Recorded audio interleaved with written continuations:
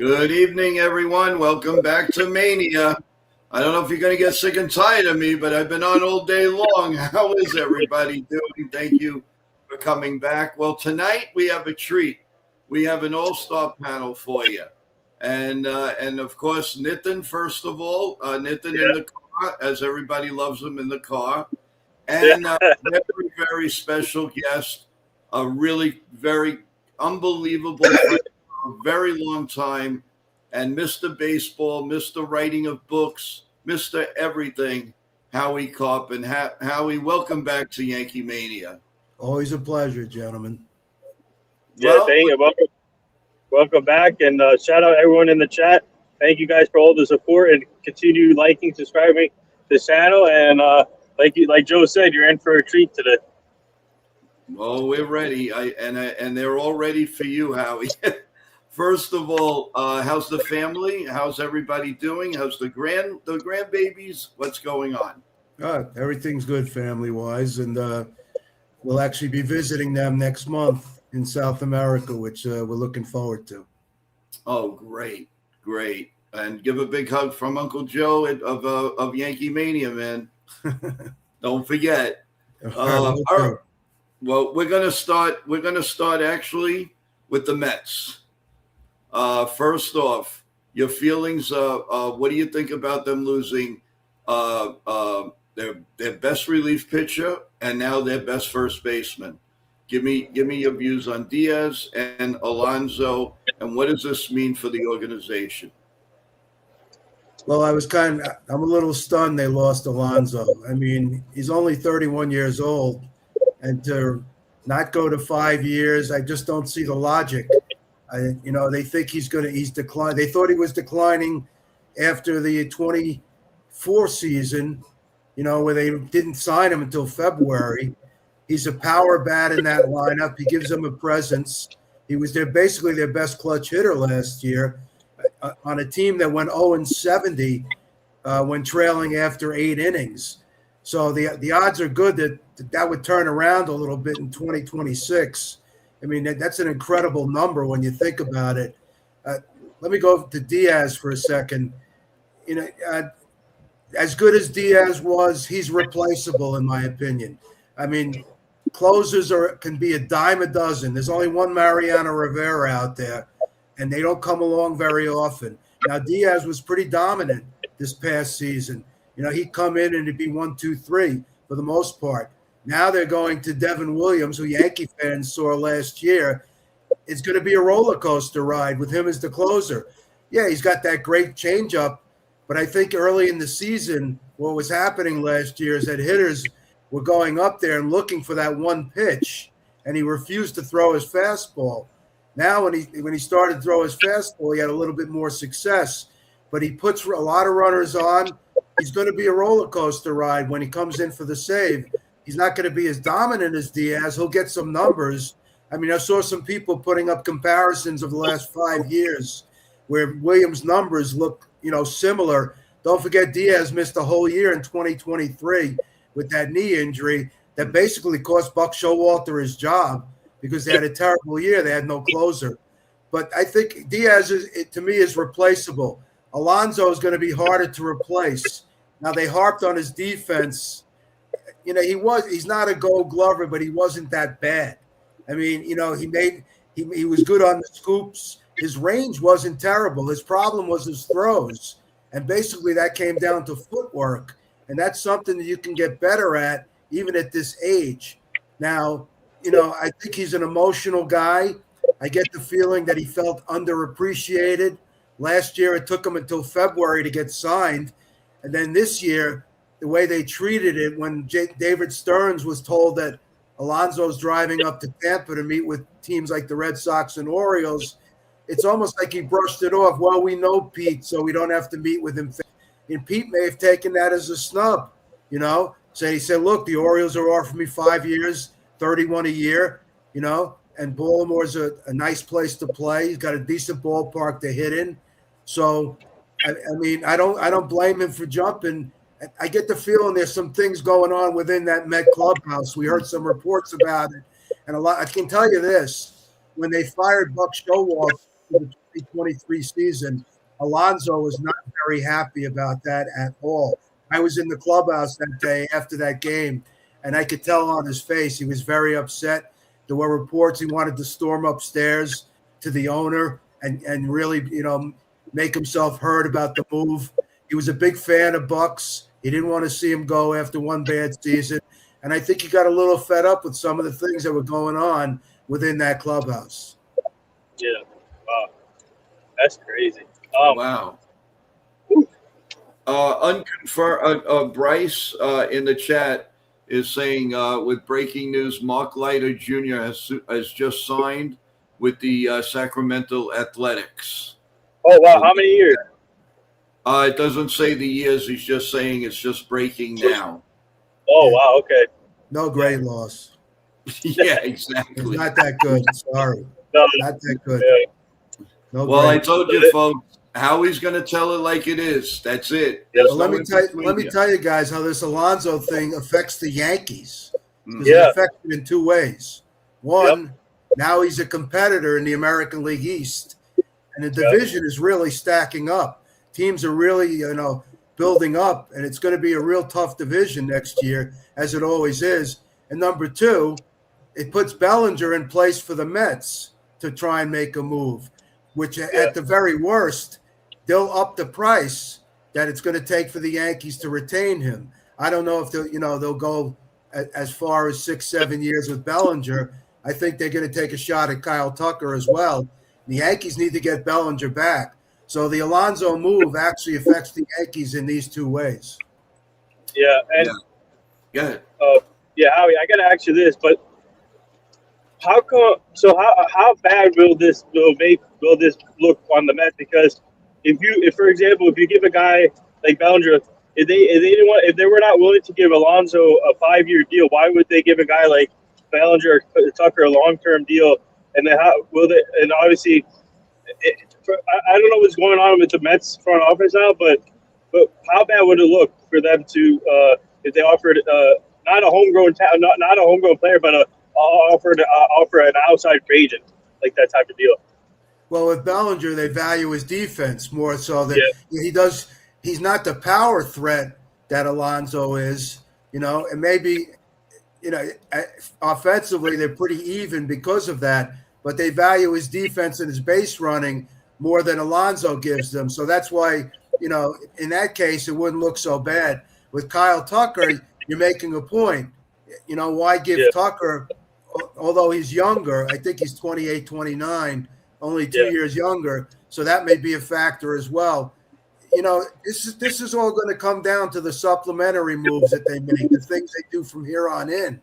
I mean, right now, they're in pretty dire straits lineup-wise. They don't have a center fielder. They don't have a real first baseman. If they think Mark Vientos is going to be an everyday guy at first, they could be making a big mistake. So they may be miscalculating on what they're going to present as far as a team. Now they claim that they have trades in the works with certain teams. So you could see them maybe bringing in somebody. There was talk, there was some mention on one of their TV shows tonight of Wilson Contreras from the Cardinals maybe coming over to play first base. He's not as good as Alonso power-wise. He's a nice player, but is he going to make up for the loss of that power bat? And as I mentioned earlier, Alonso was their best clutch hitter last year on a team that failed to rally in games after 8 innings. Yeah. Wow. Wow.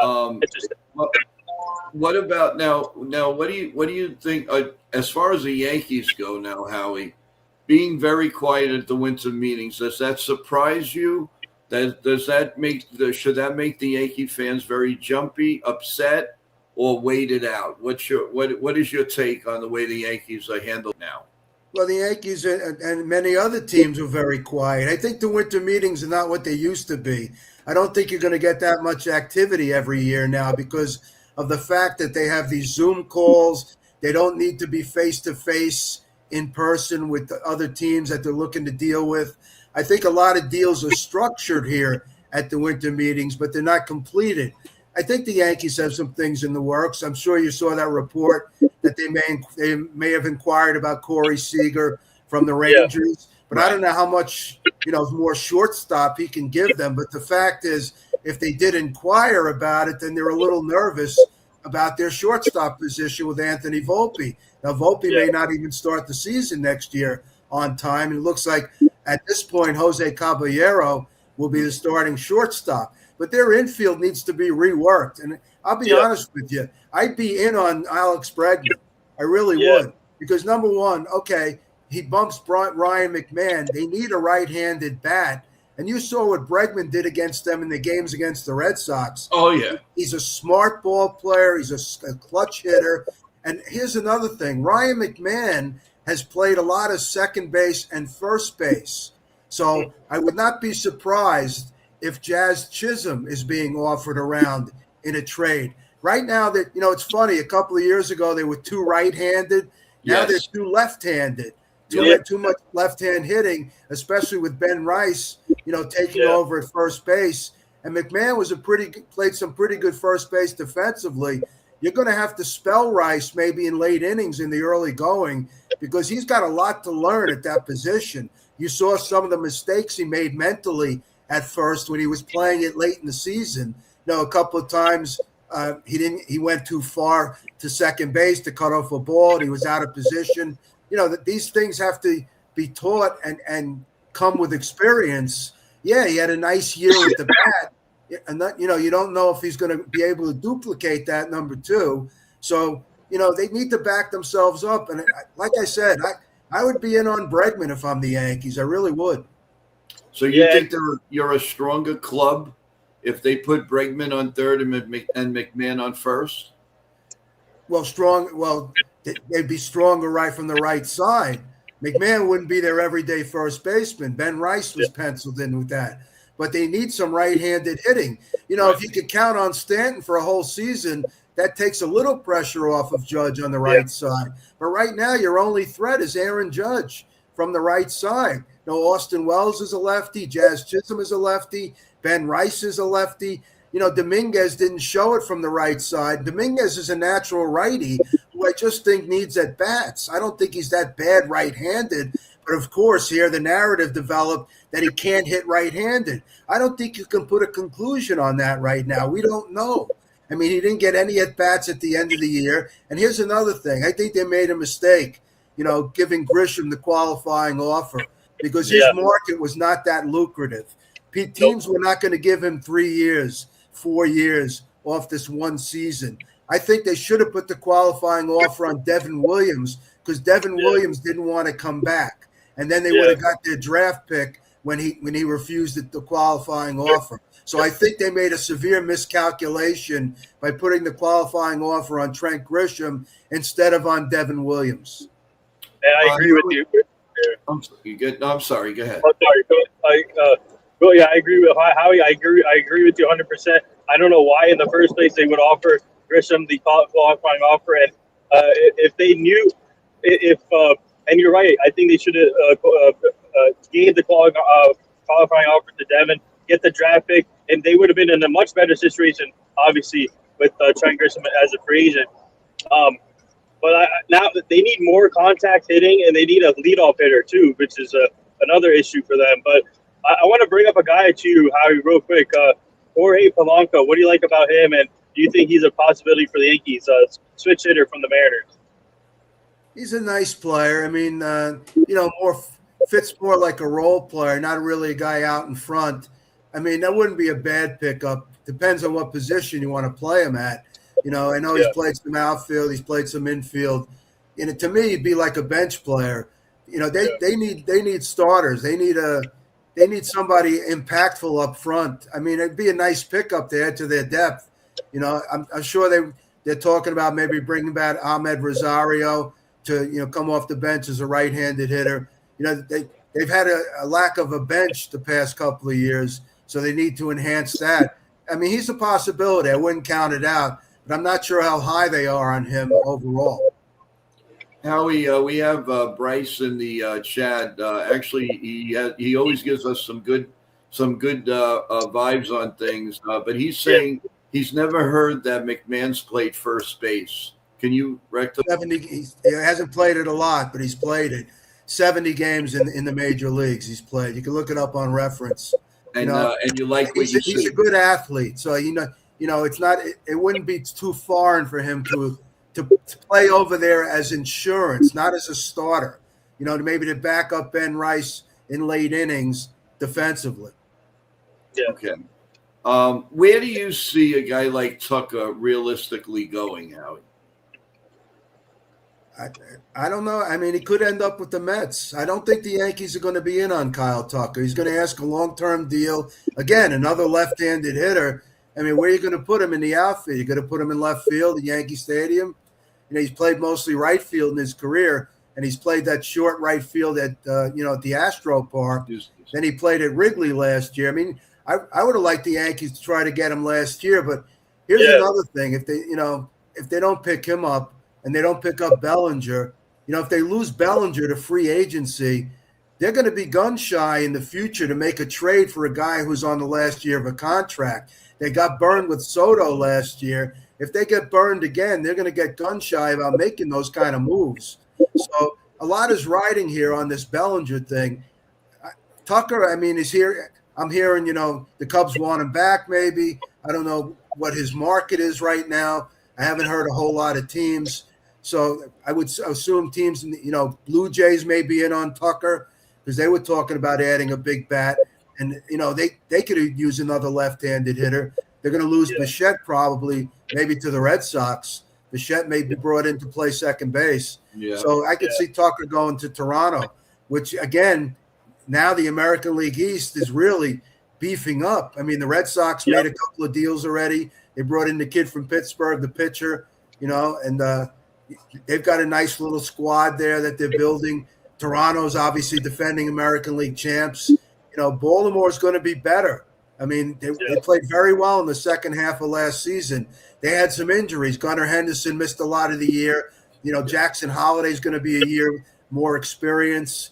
They're looking maybe for a catcher. They may trade Adley Rutschman, but that's it. And then they're going to be in the market for pitchers. I'm hearing they're interested in Framber Valdez, and so they're going to be in the market to improve their pitching staff, and they're going to be a factor next year. They're coming off a down year. I expect them to be a lot better. Howie, I'll bring up another team that's interested in Tucker. It's the Dodgers.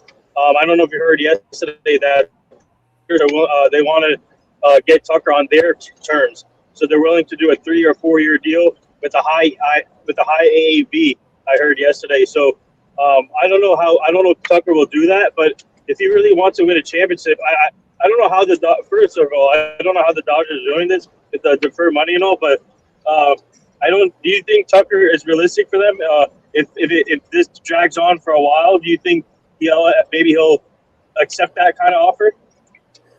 That's a good question. I'm not sure if Tucker's a Boris guy, but if he's a Boris guy, Boris always brings these teams into the mix, to get other teams to maybe ante up. Whether there's some truth to that or not, that's how Boris operates. He always brings in, like he did that a lot with the Yankees by putting out feelers like the Yankees are interested in this guy. Well, now it's the Dodgers are interested in this guy. There was a report that the Dodgers were close to a deal for Tarek Skubal, which was it was refuted. There was no deal there right now. So, the Dodgers are always going to be mentioned in any deal now for a big name. That's why Bellinger is being mentioned with the Dodgers. If I'm Bellinger, you're going to go back to the Dodgers after they dumped him a couple of years ago? Yeah, it doesn't sound realistic to me. But but he's a Boris guy, so Boris is always going to have those teams in the mix. He puts it out through his media contacts. Like John Heyman gets a lot of his information from Boris. So they put it out through his media guys to get other teams like to say, oh, look, the Dodgers want Bellinger. We got to ante up. So that's a favorite tactic of his. So I don't know if Tucker wants 3-4 years, even at a high average annual value. I think he's looking for 6 or 7. Yeah, Tucker's agent, by the way, is Casey Close. Okay, thank you. Yeah, he's usually pretty good with the Yankees, Casey Close, if you guys remember throughout the years. Yeah, Derek Jeter. Yeah, he's Derek Jeter and a few others. I was just seeing, guys, that There's chatter on the floor at the winter meetings, whatever's left, that the Yankees are holding firm on Bellinger 5 years and Boris wants 7. That could be negotiated. I believe that, especially if he really wants to come back, Howie. And I think he does. One of the advantages the Yankees have there is, one, he played here and he liked it. He likes playing with Judge. And the other thing is his father played here. So I'm sure he's going to – and his father, may convince him to come back because his father had a good experience here, won 2 championships with them. So that's a little bit of an advantage in the Yankees' corner. Yeah, I know. I totally agree with that. No question. Who's going to have the harder time, Howie, in your opinion, the Yankees or the Mets to recover from what the heck is going on right now? And I mean, that's one of the questions they have for you, Bob has for you. Do the Yankees or the Mets or both have their really work cut out for them? And how would you describe it? Will the Yankees and or the Mets be ready for opening day, in your opinion? Ready for what? To contend, if that's the case? Yes. The Yankees are in a very difficult division. I mean, and their infield to me is in flux. Yeah. Again, you got Ben Rice at first, a lot inexperienced with the position. You got Ryan McMahon at third, defensively terrific, doesn't hit a whole lot. Volpe's a question mark at shortstop, especially to start the season. And is Jazz Chisholm going to be their second baseman in 2026? He's going into his final year before free agency. I mean, you're going to want to sign him to a big contract. He puts up some nice numbers, but he can be very up and down. And he's pretty good defensively at second, so he gives you more range to overcome maybe what Ben Rice doesn't give you at first. The Mets have a little more work to do because their lineup now is missing 2 key guys from last year. A total of over 65 home runs are gone from that lineup, and they have no center fielder. They need a first baseman. Second base is still, all right, they got Mark now. Lindor's a year older. And third base, you got Brett Beatty. So their infield also has some question marks. I think both of them, have work to do to get back to contention. The Mets have a little easier division, not much easier. You got the Phillies in that division. You still got the Braves who are going to be dangerous. So they're both playing in difficult divisions. I think they're both in similar fates. I think both of them are in similar fates to where they need to improve at certain areas, and they're not locks to be contenders next season, at least at this point, before they head to spring training. Yeah, and I think the Yankees are going to the one thing the Yankees have is some of these young players. I'm really looking forward to seeing like a Spencer Jones. I want to see Elmer. I call him Elmer Fudd for just to get around. Rodriguez. Elmer Rodriguez. And they do have some players that we're really looking forward to, and I think and what's happening? There's no news at all, Howie, on the Japanese star, the right-hander Imai. What happened with that? Have you heard anything? No, not yet. I mean, they still have time to make him an offer. I think I'm not sure what the date is. It's sometime in early January that you have to be January 2nd. There you go. Right. So there's still time with him. I mean, he's a Boris guy too now. So I'm sure Boris wants to take care of his American clients first and then go to this Japanese pitcher. The good news is he says he doesn't want to be with the Dodgers. He'd rather knock off the Dodgers. So, they may not be able to corner the market on this guy. And so I don't know. I think we'll hear something in about a week, within the next 2 weeks on him. As Nathan said, January 2nd, they have to have him signed or else he goes back to Japan. And I'm sure he doesn't want to go back to Japan at this point. Yeah. Robert Suarez. Any possibility for the Yankees or the Mets? Yeah, I think the Mets. Strong possibility. Yes. Yeah. That's right. I want to ask you about so Yankees are involved in some trade packages. Obviously, they're big into the trade market right now. And they're I don't know if you saw on Twitter how they're interested in Freddie Peralta. So I want to ask you, what kind of package will it take for the Yankees to get a guy like Freddie Peralta from the Brewers, who are actually are willing to trade, which is surprising to me. But what kind of package will it take? And also, do you think the Yankees could convince the Brewers to get because the Yankees need a right-handed catcher? Do you think they can convince them to get like a William Contreras in the deal also?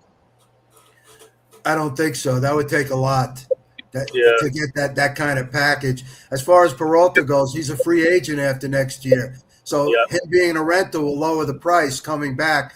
But I could see the Yankees offering maybe a Will Warren off the Major League roster and maybe one of those other young pitchers that you may not see that kid Elmer Rodriguez Cano. He may be used in the deal down the road. So, I mean, these are the things that they're going to have to give up to get what they want. But I don't see them getting a Wilson Contreras, from Milwaukee in a package along with Peralta. So I heard they're looking at Edward Cabrera from the Marlins, possibly in a deal for Jason Dominguez, to start as part of a package. So they may go that route with Miami and try and offer some of their young guys for an Edward Cabrera, who's a very, coveted starting pitcher. You're getting Cole back this year. Rodon's coming back. You hope Slittler, moves forward and continues to progress. Their starting rotation could be dynamite. Could be the best in the division for sure. But they still need bullpen help. So I see them looking in that direction as well. Although I don't see Robert Suarez being on their radar right now. Want to remind everyone we have one of the best in the business of talking baseball, Howie Karpin, with us. And please, if you have any questions, by all means, put them up there, and we will ask Howie. Howie, I wanted to talk to you about some of the books. Very, very interesting. They're great books. Which is the one you're most proud of at this point? Well, it's probably the Sports Phone book because I lived it, for 12 years. I've done a few Yankee books, a few Met books, a few hockey books, but the Sports Phone book was a lot of fun. I got to, re-up with people that I hadn't spoken to in a long time. Some of my colleagues, like Pat Harris and John Martin, and people that came through there. That the alum list is long and talented, and a lot of people who are in the business nowadays got their start at Sports Phone. So Sports Phone, is where I got my start. So there's a little emotional attachment to that book for sure. Oh, 100%. And now, wasn't there a book that you followed the Yankees around basically for the whole year? Or was that Jack Curry? No, that was Jack Curry. I wrote a Yankee book with Marty Appel. He was it was called 162 and 0. It was what the format was that you put together an imaginary season where they didn't lose a game by finding a game from different years on different dates. For example, we broke down the season as a regular season starting in late March and running to October. Now, let's say on April 17th, 1943, they beat a team in the American League with a notable game, or May 29th, 1976, when they had a brawl with the Red Sox, so that's how we broke dates and different years, and we put them all together as one season that added up to 162 and 0. I had to find a win on each calendar day. It didn't matter what year it was from. Oh, wow. As long as it was a win. Like July 4th, 1983 was the Rigetti no-hitter. Yeah. That's how the book was shaped. And I also did a Met book like that too. That was mine. I was the author of that one, but that was a lot of fun because I love looking up those old box scores. But the Yankee one was a little more difficult because of their more extended history. The Mets only went back to 62. The Yankees, obviously, been around since the early 1900s. So it was a little more difficult finding wins on certain dates, but we managed to eke it out. Wow, that's amazing. Yeah, that is. And where can the gang, the chat and everything fill on Amazon? Yeah, I have a page. Put my name in under books. and you'll see my page come up, and it has pretty much all my books. That Yankee book may not be on there because Marty Appel was the author. I was the ghostwriter on that book, so I didn't get any name credit. But that book's out there so that you could find it if you put it in by title, 162-0. Imagine a season where, like the Yankees don't lose. So that's an amazing that is what innovative, Howie. That must have been a lot of fun. It was great. You go through the years and oh my God, really, and a lot of patience. I'm sure. And I had a lot of games that I was actually there, so that was helpful. Yeah, definitely. Bryce asks Howie, your thoughts on Juan Soto saying he doesn't get along with Lindor. That was said in many articles. What is going on in that locker room? Well, Bryce, I was telling when they was going through their collapse at the end of the year, I thought something was going on within, and I had heard whispers that Lindor and Soto may not have been getting along that well. So I'm not surprised this report came out. Now, when I was in the clubhouse, you're only in there a short time, so you can't really gather anything definite from how they interact. But Soto and Lindor definitely never really interacted when I was there. And then Soto made that remark about Starling Marte being the leader of the team, when that got published, when a lot of people were saying Lindor should be the captain. So, yeah, I can see that there was friction there between the two. It shouldn't, affect the team on the field. You've had teams that don't get along before. We certainly know that as Yankee fans. Oh, yeah. But, it may have had something to do with how this team performed at the end of the year, that there was a little friction between two of their, most high-profile players. Reports were circulating that the Mets are seriously thinking about getting Paul Goldschmidt. Yeah. First base. What do you think of that? Well, a one-year deal to back up defensively, sure. Why not? Plus, he's a right-handed bat. That's not out of the question. By the way, I don't know if you saw this. The Yankees made a pick in the Rule 5 draft today. Yes. First time in 14 years. His name is Cade Winquest. He's a right-handed pitcher. He's already 25 years old. He's got pretty good numbers in the minors as far as hits to innings pitched and strikeouts. I sense, from what I gather, that he's had command problems because his whip is very high. His walks and hits to innings pitched, even though the numbers were better than innings pitched. So, when you have a whip of 1.5, you're putting a lot of guys on base. So maybe, they take a chance on him coming into spring training, as he's got a live arm. They say he's got a, upper 90s fastball, nice cutter. So, they're taking a stab at this. That the rules, he has to stay on the Major League roster for the entire year, or else he has to be offered back to the Cardinals. That's where they got him from. And the other news is the Yankees didn't lose anybody in the Rule 5 draft today. They've had guys taken off their roster the last few years, but nobody was taken from their organization in this year's draft. Yeah, the Yankees were kind of smart this year. They protected who they really had to protect. Yeah, and I think they lost a couple pitchers this year, though, off the Rule 5. I just don't remember who it was, but they're not like the top pitchers that we needed anyway. So, but when it came to Cade, Howie, I think they said that he threw 100 before with his fastball, and you never know if you put him in a room with Matt Blake. Matt Blake is known for changing pitchers' repertoires and making them into good pitchers. So you never know. Maybe he can be a weapon that could be used in the bullpen or something. Yeah, you make a good point because Matt Blake's, done well with some reclamation projects. I'm not so impressed about that he throws 100. I mean, they all throw hard these days. I mean, that's not unusual. It's a matter of command, matter of intellect, reading the hitters, things like that.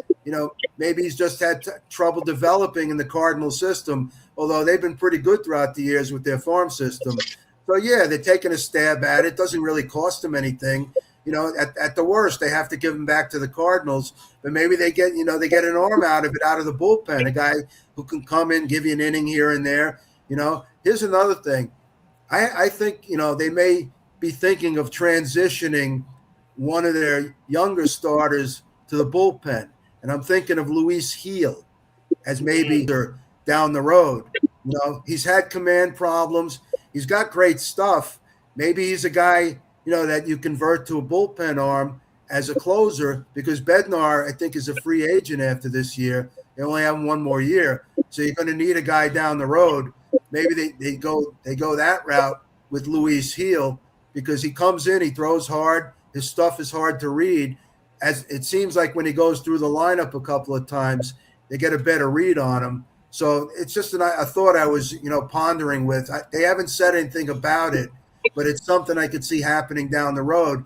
And speaking of that, I think you're going to see at some point Aaron Judge start to take reps at first base as he gets older. You don't just want him to be a total DH, even after they lose Stanton. They still have 2 more years of Stanton, if I'm correct. Yes. But Judge is going to have to transition at some point where you don't want him running in the outfield so much and not just being a DH. So I can see them maybe transitioning him to take a couple of reps at first base at some point within the next 2 years. Do you think having Giancarlo Stanton now, especially as he's getting older, is just really hurting the team because they can't maneuver certain ways now, Howie? If he's healthy, he can. We all know he can only DH. You pray if you bring him out in the outfield, but how much is that bothering Yankee moves or the way the Yankees maneuver, in your opinion? It's been bothering them for years. It's not just now. He's been, I respect the guy, I really do. Yes. But he's been an albatross on the roster. Like you said, you can't maneuver with him. He's got to be the DH. And then, the old saying, the best ability is availability. And he misses so many games, nowadays where, where they miss. He can still hit even at his age. He hasn't lost a lot of bat speed. He could still, be very dangerous at the plate. He's gotten a little better than he doesn't fish for that low outside slider anymore like he did in the early part of his Yankee career. But again, you can't count on him to be in the lineup for at least 120 games or so. So, yeah, he's been an albatross in that regard for not just now, but basically ever since he's been here, since 2018 when they got him. Yeah, and do you think, again, I'm looking at Paul G. You think it'd be worth it for them to possibly bring him back as a backup and mentor Ben Rice at all? I mean, what do you think? Goldschmidt? Yeah. No. They're not going to sign. They're not going to sign. He's not going to sign for that. They're not going to sign him just for that. I think, you saw his bat was very slow at the end of last year. He's not the same hitter, that he was. Yeah, he gave them some defense.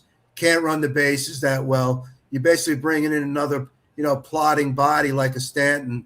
So no, I don't see that at all. And going around the league a little bit, Howie, do you feel that we are definitely headed into a war as far as a strike or a lockout? When we say hopefully Yankees win the World Series next year? Well, the pressure's always on them to win the World Series. I mean, that's how they operate. Right. But yeah, we could be headed into a lockout. I can't see baseball letting that go on. Right now, they're riding a high after this World Series, that garnered a lot of attention, especially that 7th game. Baseball's doing very well now. I know they're trying to get a salary cap instituted, whether that comes off or not. The Dodgers are basically forcing the issue with what they're doing, but they're winning. So how can you complain what they're doing when they're winning? Yeah, it's unfair. They have an unfair advantage with the Japanese market because of where they're located. So, they're basically forcing the issue. Remember, as Yankee fans, people used to complain that the Yankees had this kind of advantage. They don't have that kind of advantage anymore. The Dodgers had the advantage. They're getting all these guys that they want. They're going for 3 wins in a row. So, baseball would be shooting themselves in the foot if they let a lockout extend long and lose part of next season 2027 season. You know, I think somehow they'll come to an agreement. They may lock out in spring training, but I have a feeling that they'll somehow come to some kind of agreement to at least get the season off on time in 2027. What would you like to see changed right now? Do you? I mean, I would think that you're not a fan of the phantom runner in the 10th inning.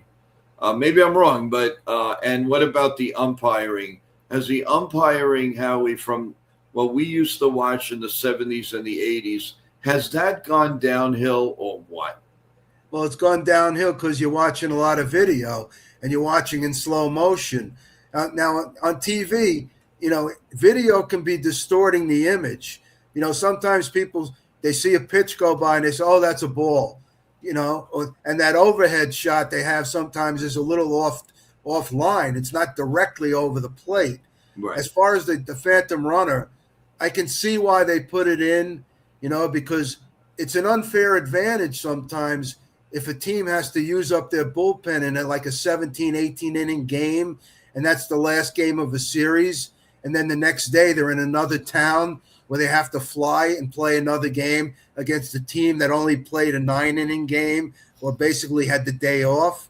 That's a huge advantage for that team that really isn't drained at that point. To me, here's how the change I would make with that rule. I would play 3 real extra innings, the 10th, 11th, and 12th, and then start that runner in the 13th if you get to that point. That's where the games drag, and that's where it hurts the teams in the bullpen because you got to use all your guys. Baseball is unlike any other sport. Things you do one day can affect you the next day because Right. You don't put the same guys out there every day. You're changing your starting pitcher every day. Your bullpen guys can't pitch every day. So, yeah, I see why they put the runner in place. I just don't like it in the 10th inning. I'd rather see 3 real extra innings, and then you start it in like the 13th. Okay, and what about the umpiring call? Do you like that they're going to start that this year? The strike calls. I like it, but I don't like the way people are dissing the umpires. It's a tough job. It's not you're calling an imaginary zone. It's not like tennis where the lines of demarcation are basically black and white. You're calling an imaginary zone. I don't like that maybe a stitch on the ball catches the outside of that box and it's called a strike. I like the fact that there's going to be some strategy to it. You're going to have to pick your spots for when to, initiate the ABS. You can't waste it in the first inning and then you don't have it for the later innings. Don't forget the pitcher and the catcher and the batter are the only ones that can call for it. The manager can't from the dugout. So catchers and pitchers and batters are going to have to be taught, when they should use it and when they should just accept the call. Obviously, in the late innings of like a close game and like the 8th or 9th, if it's bases loaded or runners in scoring position, you're going to be more apt to rely on it if you feel like you weren't struck out, on a ball that was out of the zone. So that's where it's going to help. All this replay stuff was brought in for the egregious calls, but it's migrated into, little things. Like, to me, if there's a half inch where the guy's off the bag at second, and he's originally called out, it's so hard for the human eye to see that kind of thing. And then, you slow it down. Everyone's got the right answer. When you see it slowed down on video, it's very easy. Being an official scorer, I have to use video sometimes, and you can get hypnotized into believing the other way when you watch it over and over and over. It can literally hypnotize you watching the video over and over. So, replay was brought in for the egregious calls, and now it's, transcended into these minute things. And sometimes, the replay officials don't get it right either. You scratch your head and you say, how could they, not see that and things like that. So, yeah, there's going to be bugs with it when it comes in. Hopefully it's used the right way. It will be strategically, something to watch. It gives you another, bit of strategy to deal with in a game. So we'll see how it works. From what I hear, they're going to be taking like laser photographs of all the players in spring training to assess what their strike zone. The problem with that box that they used on TV is it doesn't account for the high strike. If you ever notice, when Aaron Judge was up, the top of the box was below the letters. The strike zone is the armpits to the knees, up and down. So when Judge was up or a number of players were up, basically the top of the zone or the bottom of the zone was where the catcher crouched down, at the knee pads, the shin guards, and then the upper part of the zone was below the high strike. That was the complaint in the minor leagues, that they weren't calling the high strike because of the zone was too low. So if they're going to correct that, at least get it right, we'll see how it works out. Obviously, there's going to be some things in the early going where people are not used to it. So there's going to be some mistakes, but you're going to have to deal with it as they all get used to this new system. Sean, Joe, Sean brought up, I don't know if you answered it, Howie, but Sean brought up a question here. He said, what would be the package to get Donovan, Brendan Donovan, JoJo Romero, and Contreras from the Cardinals? Well, there'd have to be someone off the major league roster, probably a pitcher. You may have to throw Dominguez or Spencer Jones into that kind of deal, and then maybe one of their minor league prospects, one either Lagrange or the kid Elmer Rodriguez Cano. Wow. So it would take a lot to get that kind of package. I don't know if I make that kind of trade. Where you bringing in Contreras? What's he going to do? He's going to play first. He's not catching that much anymore. Where are you going to play him? Brendan Donovan, you can move him around. He's versatile. And the other guy, who was that, JoJo? Romero, the relief pitcher? Romero. Yeah, and I don't know if that's an attractive kind of package the Yankees would be interested in. Okay. And Jeff, one more question with baseball, Howie. I want to just touch before you go some hockey. But Jeff asked if for Yankee fans under the tree for Christmas, what do you think they're going to find from the Yankees? Are they going to make, according to Joel Sherman, they have room for one big contract signing? Who will that be, in your opinion? That's got to be Bellinger. I don't think it's going to be Kyle Tucker. I think that's Bellinger. I think that's where their focus is right now. That's what their priority is. Again, I talked about Alex Bregman. I'd like to see them at least be in on him. And as we mentioned before, if they were showing some interest in trying to get Corey Seager, that means they're a little concerned about their middle infield. So, I say, they want to say under the tree, I say it's Cody Bellinger. They need him back real desperately at this point, because he's a guy that suits their needs. Would you go $400 million? $400 million? Yeah. He's not getting $400 million from anybody. Okay. So I have some interesting news here from John Heyman. There's Joey Gallo is getting a lot of interest from several teams as a pitcher. Obviously, he changes to the pitcher. So I'm surprised that a lot of teams are interested in it, and then maybe they saw some video, or that's an interesting story. And also I have other news that my friend Julian, who's live at the winter meetings right now, he said the Yankees have interest in Michael Kopech. Yeah, he's got a nice arm, good, nice reliever. Yeah, he'd be a low free agent, right? Yeah, he'd be a low cost signing. I could see them going that direction. Mm-hmm. Absolutely.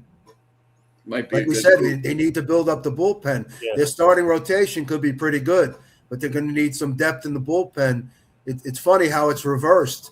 It used to be the bullpen was the strength and the starters were weak, the weakness. Now the starters are the strength and the bullpen's kind of the weakness. So, we'll see. Their pitching's in pretty good shape. I mean, for past years when it wasn't, you're getting Cole back, Rodon, Schlittler developed.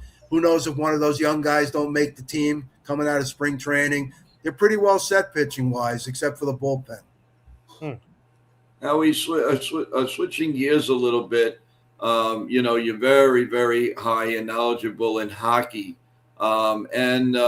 Sometimes we lack a little bit here on Mania for hockey. Give us your thoughts on the three locals, at least. The Rangers, the Islanders, the Devils. What do you see for like each and every one? And who do you think is the powerhouse to go all the way again this year? And the powerhouse is probably the Colorado Avalanche. They got a lot of star power. They get the goaltending. They're going to be very tough to beat. It's going to be somebody from the West. Florida's the two-time defending champions, but I don't know if they're going to be able to pull it off for a third time. Colorado looks very, very stacked, very good, up and down. They put out four lines.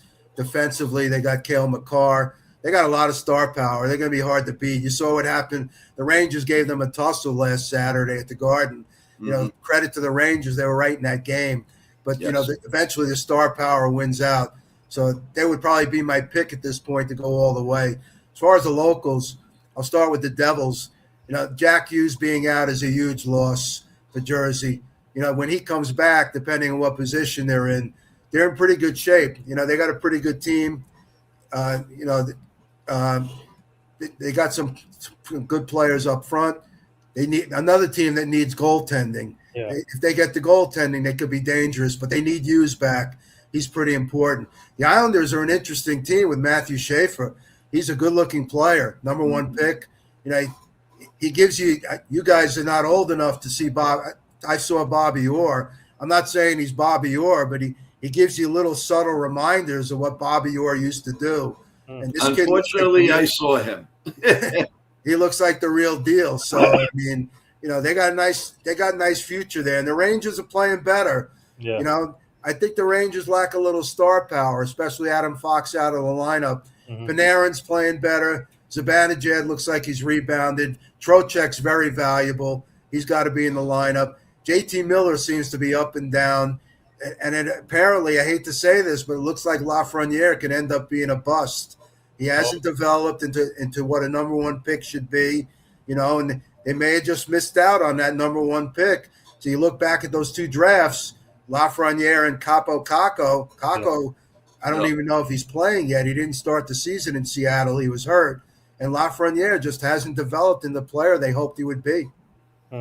Yeah, we so much high hopes for him. Yeah. And, just incredible.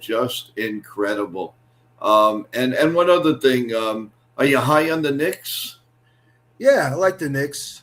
I don't know if they're going to be able to win the championship. Thunder looked, almost unbeatable. It's amazing what they're doing. But as long as Anunoby stays in the lineup, I like the fact Karl Anthony Towns is doing more down low than he did under Thibodeau. He needs to go down low and use his strength. He's a strong kid. He's got to, muscle his way down there, and that'll open things up on the outside. And that's what's been happening a little bit. They're shooting the three better. I think they still have a little trouble guarding the three. I think that's still a little bit of a bugaboo. But they got a nice squad there, and they have a chance to get at least to the finals. Do you think that Giannis is in play for them? I tell you what, I don't know if I want Giannis at this point. I really don't. You're going to have to give up a lot. You're going to be changing the whole structure of what you got now. Is that really going to make sense to bring him in at this point? Yeah, if you can add him to what you got without, unfortunately with the salary cap they have to take money back from Milwaukee from the Knicks in order to make a deal of that kind. I'm really not that high on making that deal at this point. I'm really not. Wow. Yeah, everybody's jumping at the Knicks are going to get this guy and that bubble. Yeah, but you're making the assumption he's going to be put into this current cast. Yeah, you put him into this current cast without getting rid of your key guys. Yeah, he may make you a championship team, but if you have to trade like Jalen Brunson even or Karl Anthony Towns, I mean, how much does that add to the team? That's my point. Yeah, he's a great player. But people are putting him into this current cast without accounting for what has to go back to Milwaukee. Yeah. Plus, he's a guy who gets hurt a lot now. He doesn't stay on the court. Yeah, no, you're right. Well, Howie, one final thing, and that is what is in the pipeline for Howie Karpin 2026? What's in you said semi-retirement, but I know you got to be somewhere in Yankee Stadium land. What's the good word for you for this year? Well, thankfully they're bringing me back MLB for my 28th year as an official scorer. So I'm senior. So, I hold that title again going into next season, and I do the Yankees and the Mets, so I see a lot of ball games, and always looking forward to it. At the end of the year, there's a little bit of a burnout. Last year was the World Series, so it lasted until November. But about 2 weeks after the season ends, I start to get the bug again. And I'm at that point now where I'm looking forward to next season. And again, year 28, so I must be doing something right if they keep bringing me back.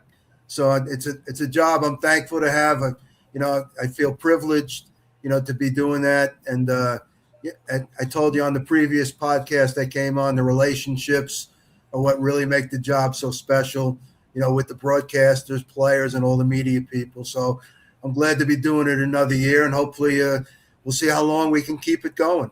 Hey, Howie, the reason why they bring you back, you're the legend, you're the GOAT, and you should be the Hall of Fame. Yes. I appreciate that. I don't know about that, but I appreciate it. Thank you. No problem. Always there. And Howie could attest.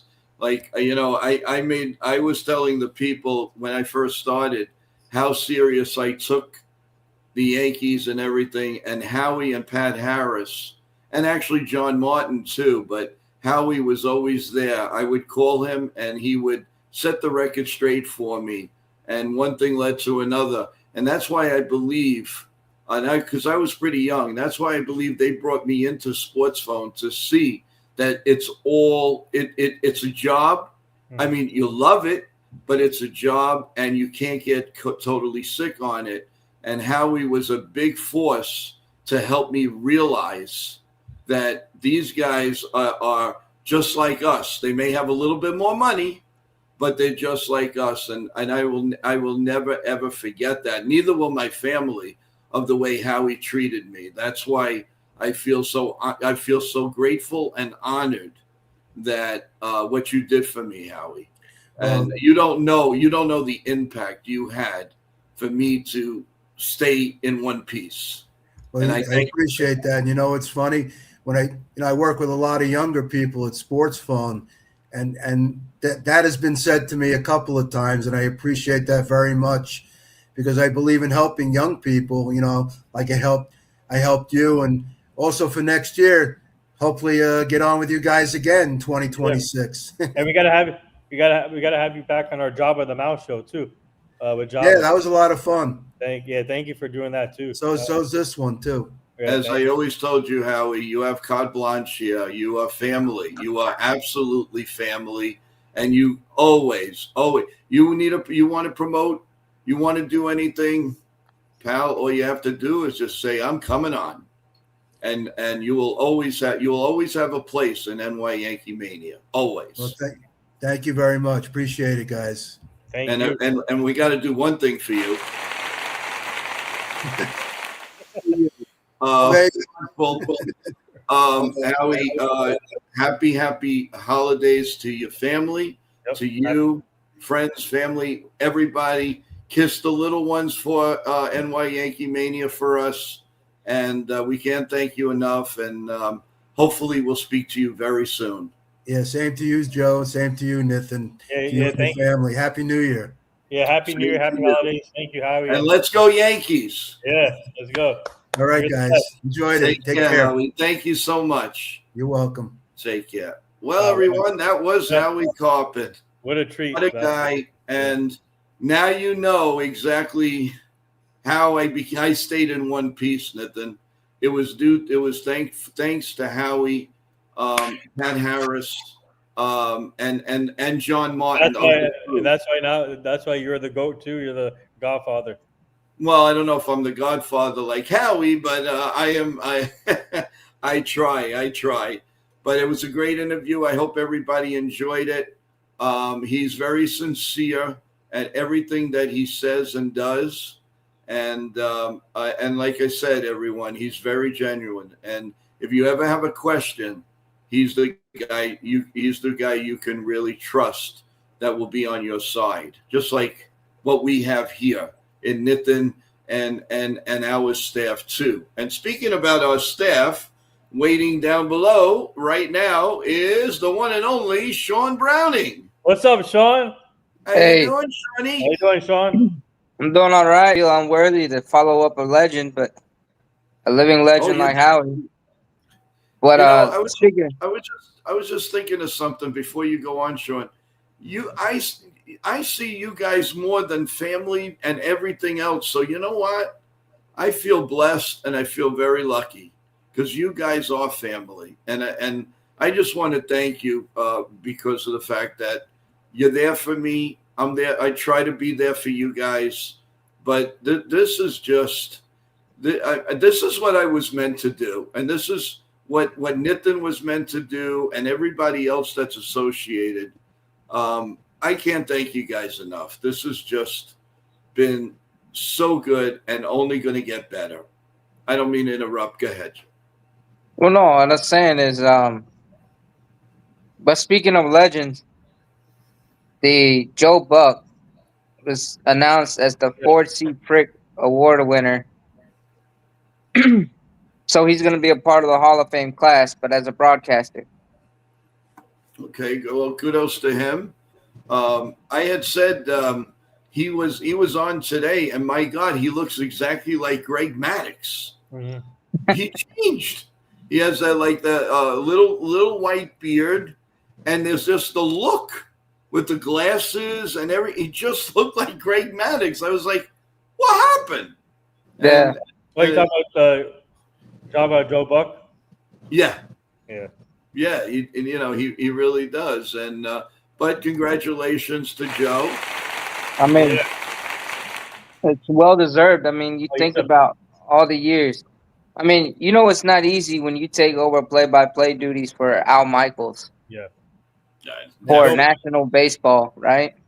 Yeah. Joe Buck is one of the best, and his wife does a great job too. Oh yeah, she's awesome. She really knows her stuff. Yeah, without a doubt. So, Sean, your thoughts on the Mets losing Alonso? Do you think it was a smart play? Do you think that how are you feeling? And I did miss SNY New York, but I can imagine Sal Licata absolutely beside himself at this point. No, I mean, to be honest, and I'm gonna be straightforward, is that the Mets dropped the ball. David Stern dropped the ball. You had a guy a generational franchise face of the franchise that's homegrown. I don't know. You want to say the last time was Darryl Strawberry and Doc Gooden? Yeah. But they dropped the ball with him. And then but kudos to Pete Alonso, because the Orioles came and knocking, said, "Hey, we appreciate you. We see that you're a star. We're gonna give you 5 years and all this money." I mean, who was it? The Red Sox were gonna give him more years but less money. Yeah, significantly less money. So he took the best. He took the bag. He took the best deal that he was given. That actually was matching what his offensive production. Mm-hmm. Real quick, I want to give a birthday shout out to my mentor, Tina Servacio from Fox 5. She's one of the best, and she's one of my mentors too. So happy birthday to Tina. Yeah. Yeah. I mean, we see on MLB Network, they were just giving stats on Pete Alonso. Oh. And yeah, I mean, you're looking at a guy who hit 272 last year. He had like 38 doubles. Yeah, whatever home run totals, I forget how much he had. But he had about 100 RBI. So he's a guy that can get you 40 homers, 30 to 40 homers plus. And then he can give you close to 40 doubles. And then he'll get you 100 ribbies. And you put him in there with guys like Westberg and Rushman or whatever his name is, Gunnar Henderson and the guy Jackson Holiday, and that's going to be a potent lineup. Oh, without a doubt. Without a doubt. Bryce says not positive on there and did not sound like a club who's going to go aggressive after Bellinger or Tucker. All these looking more like trades for outfielders. I believe Joel Sherman when he says the Yankees, you know what he's gathering.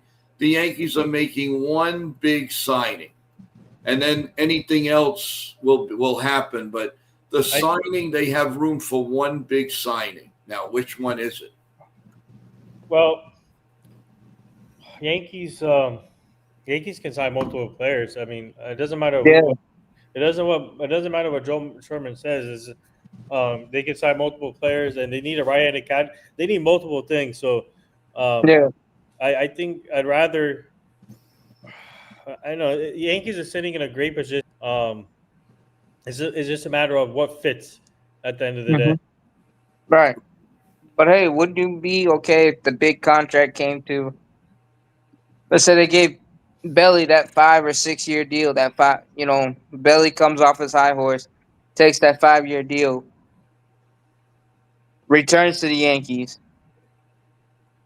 Then we also signed in May from Japan to maybe a lesser deal. And then we get it. We just fill in the rest of the holes via the trade market, or maybe some small other free agent deals like Brad Keller, which I just realized was a free agent.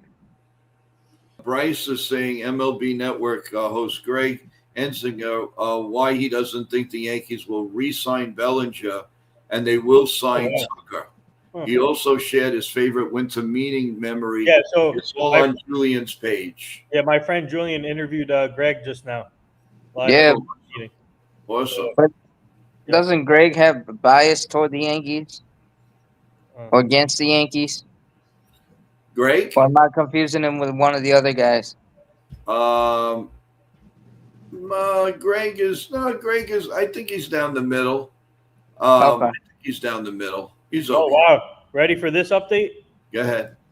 So before Devin Williams signed with the Cubs, he reportedly preferred to sign with the Cubs over the Mets, but the Cubs offer didn't get to the $51 million that Williams got. Wow. So if the Cubs got to that 51 over, he would have been a Cub by now. Wow. Yeah. That guy says what he feels. I'll tell you that. I mean, he's on the Mets now. He should watch what he's saying. Already, that's a negative. And the Mets don't need any more negatives with the way things are going with that club. It's crazy. It is crazy. Right. They don't want to turn into the Chicago White Sox now. John O'Nelly says if Bellinger didn't have Boris as his agent, he probably would have already been signed back with the Yankees. Yeah, most likely. Yeah, but I believe this is what I believe, guys. You know, take it for what it's worth. I believe he's told them, I want to go to the Yankees. And he says, well, I'm not going to make it too obvious. I'm going to try to get you the most amount of money. But I really believe that is like in the bag. I do. Mm-hmm. I just think that he's trying to get a little bit more because let's face it, Bellinger's next contract will be, obviously he'll be 36, 37, 38 years old. So I think that's what they're doing. I mean, call me crazy, but I believe that everybody, that the Yankees are fighting themselves because I don't think, unless the Mets come in and say, here's $500 million, come and play for us. And I don't see them doing it. That would be ridiculous of them to do that. I believe I believe he told Boris, I want Yankees because if you remember, guys, he was telling Boris, get me traded to the Yankees, do whatever. And that Boris even said himself, he called Cashman and said, would you please get this guy to New York, please? So what is that telling you? No, I believe once the numbers are right, he'll sign with the Yankees. Yeah. Yeah, I believe that 100%. I 100. think he just wants the Yankees to get to that money or something. So Yeah. Yeah, either the money or maybe they throw in a 6-year option. yeah, And there he is, George from Swinging the Fences. What's up? What's up? Hey, George. First of all, that was Thank a you. great short that you put out today. Very, Yeah. very, very exciting. Very nice. Very good. Kudos to you. Mm-hmm. Thank you. So Former, Blaze brought up this. yeah. You want to read it? Yeah. Yeah, former Yankee Eric Duncan is back in the majors as a coach. The Jays continue to find new ways to strengthen their team and coaching staff. Could this make a difference in how the players perform? So apparently, I guess Eric Duncan's heading to Toronto. Wow. Yep. I remember Eric mean, Duncan. I know, who was it? The Phillies or one of the other teams was trying to finalize a deal with they were talking with Don Mattingly for bench coach. Yeah, I think they're still talking, and it'd be a cool story because the GM of the Phillies, Preston, is the son of Don. So So the son's gonna be the boss of the father. yeah, Yeah, that should be interesting. Yeah, get out of my way, little boy. George, your thoughts on Alonso, your thoughts on Diaz, and your thoughts on Yankees being kind of quiet, but they're strategizing. Go ahead. Yeah, I really didn't like when I opened social media today and there were Yankee fans complaining, shaming Cashman. I mean, at the end of the day, what do you want Cashman to do? yeah, Like, none of these guys would have been fits for the Yankees besides maybe Diaz, but he got paid. I wouldn't be too comfortable throwing that much money at a closer, especially when we have David Bednar. So I'm perfectly fine with no Diaz, perfectly fine with no Schwarber, perfectly fine with no Alonso. Had Bellinger sign, had Tucker sign, had Brendan Donovan got traded, any of those scenarios, that's when we would get upset. But the three big moves that happened, Schwarber, Diaz, Alonso, nothing to be upset about if you're Yankee fans. Like Cashman isn't asleep. Asleep would be missing out on one of the key players that would make the Yankees better. None of these players are fits for the Yankees. Good for their teams. Terrible for the Mets, though. Oh my goodness, they're in shambles right now. All right. They lost Nimmo, they lost Diaz, now they lost Alonso, and they replaced them with Marcus Semien and Devin Williams, which is just awful. Yeah, you're right. Yeah. And So Here's the breaking news. Go ahead, Nathan. You broke it. Go ahead. Okay, George, you got to help me out with this. I can't pronounce the last name. Yastrzemski? Yeah, there you go. He agreed to a 2-year deal plus an option with $23 million with the Atlanta Braves, according to John Heyman. So wow, a big pickup for the Braves. Yeah, that's a nice pickup. Especially because their superstar Acuna keeps getting hurt. Yeah, I think this is a perfect fit for Atlanta. He did good with the San Francisco Giants, and I think it's a good value signing here for the Braves. I like it. You know, he comes from a baseball family, right? Yeah. Yeah, Yep, really. everybody knows the famous, Yastrzemski's. They were what, 3 generations? Yep. Guys, I do have a major quote from Brian Cashman from Brian Hoke. Yeah. He says, we have a strong team. Mm-hmm. The job is to make it better and make it stronger. Yeah. But in saying that and doing it are two different things. We're trying to pull this all off, and it takes time. Yeah. So that is the quote from the latest quote from Brian Cashman. Now, there was another deal here. Yeah, but this is a minor deal, I think. Ryan Watson from the A's for Justin Reimer, Bob Nightingale. See, the Red Sox are stockpiling on pitching now, which is right. But so in other words, guys, put away your tiki torches, your torches and pitchforks for a while. Give it time.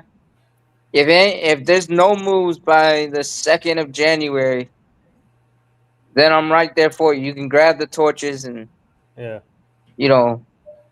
roast Cashman online or somehow, but not in real life though. George, I have a question for you. Julian said the Yankees are interested in Michael Kopech. What do you think about that? I'm not opposed to that at all. That's a low risk.